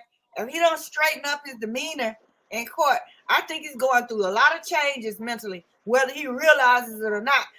Pressure affects you, whether you might feel confident or whatever, but when you keep constantly going through pressure like that, it affects you. And I think he's going through changes right now. And that could explain all the different ways that he's coming in. He don't really know how to act. That's possible. On a good day. We all have good days and bad days. But the problem about, using drugs and stuff like that, you have to be honest with yourself. It's not that, okay, say he was using just uppers or whatever, not necessarily going back to heroin, or maybe just not yet. Or he had just started using, some pills to help his nerves or help him to rest or whatever. Or Adderall to be up all night. It's nothing wrong with that. But is he allowed to say that and you know, if he admits that he was using drugs, because somebody said, well, if he was using drugs, that would be his alibi. He would have said that. Well, imagine him saying that he was using drugs, he was buying drugs. They'll say, oh, he was back on drugs. He wasn't this stellar PhD student and PA like we were saying. He was the same guy as before. He just had us all fooled. He can't admit that. Now that's just my opinion. What you think? Yeah, yeah, and if it was uppers, I don't know how I'm trying to connect this. See if you can connect it for me. I was gonna say I've heard a lot of awful cases where people are in a meth psychosis and kill people in the most violent way, and then when they come down from that, they're just like, I can't believe I did that. I don't Yeah. know. I mean, I think that whoever did this was either on steroids or something like that to be, because people in that psychosis also have strength that you just wouldn't believe because they're filled with demons. So I mean, if you Yeah. catch what I'm saying. Right. I do. Well, I just feel like this. For all the people that feel like the fraternity is responsible, you need to prove it. I'm not saying they didn't. I'm saying prove it. Which one of Well, the we frats? I we can't find can't prove my any of whiteboard, it. We but can't. I mean, it's Sigma Chi, but we those of us who have that theory, it's just a theory. I mean, we can't prove it. It's yeah, just but like, some of them are talking like this is who did it. Close the books. Everything you oh, saying is garbage. It was a frat, and I come on now. I mean, like you I know was what? telling I asked, my dad was in a fraternity. He, they're very active groups. But it's a lot of groups out there, that could be doing ritualistic stuff. It's little kids having satanic meetings at school now. Did you Yeah, read about that? I Where know all. Yeah, they got a satanic club in the elementary middle school. They meeting after school, and the parents are protesting. some parents aren't though, and that's even worse. Yeah, I mean, I ain't never heard of nothing like that. I never thought the United States would get to the point where, we're not allowed to pray in school no more. We're not allowed to teach or say nothing about the Bible in school. They'll cut my money. They'll cut me for saying stuff about the Bible on here. But the satanic group can meet.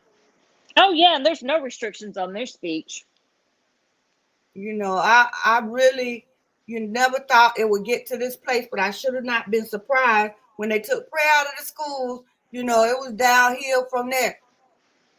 It was downhill from there. Well, I will leave you with this thought because Mama is tired, but um, Yeah, I it's am too. I think we all tired. yeah, it's past our bedtime. I just Yeah. turned 50, so ooh, I'm over the hill. But Oh, congratulations, big 50. Do it, yeah, Lex. thank you. Let's hope for 50 more. I was just gonna say, remember that we don't battle against flesh. It's the spiritual, and there's a lot of spiritual warfare going on everywhere. Yep, it is. Hard. So Yeah, yeah. And if you I don't, just if your go ahead. soul's not anchored, whew, Yeah. Exactly. Put on your armor every day. I've been doing that that's right. recently. That's So well said. That's well said. All right, good people. It's a little after 12. I want to say thank you very much for coming. Thank you so much to everyone who donated. Thank you so much to everybody that posted in the chat. Y'all had such good talk. I didn't get to all of the comments tonight, but I really, really appreciate everyone coming out. And also, I don't know. I think Davino was a bit tired tonight, and so maybe it was a good thing that he had the noise so he could get some rest. And so maybe he'll join us again next week. But I want to say thanks to everyone. Shout out to AF, and I just really, really want to just say thank you. Uh, Anybody that wants to donate to the channel for Cash App or PayPal, you have to go to the community page. Some people do it during the week. You have to get it from over there because I've got a lot going on here and I just don't want to post that here. But thank you so much to everyone. I'll try to get a video out. If not tomorrow, definitely Saturday with a survey. Happy holidays to you. I wish you the greatest Thanksgiving, the greatest Christmas. And I pray that everybody will have safety, over the holidays, because that's when people get real crazy. So thank you so much for coming out. And I'm going to leave the chat open for 5 minutes, and then I'm going to end the live, okay? Thank you very much, and God bless.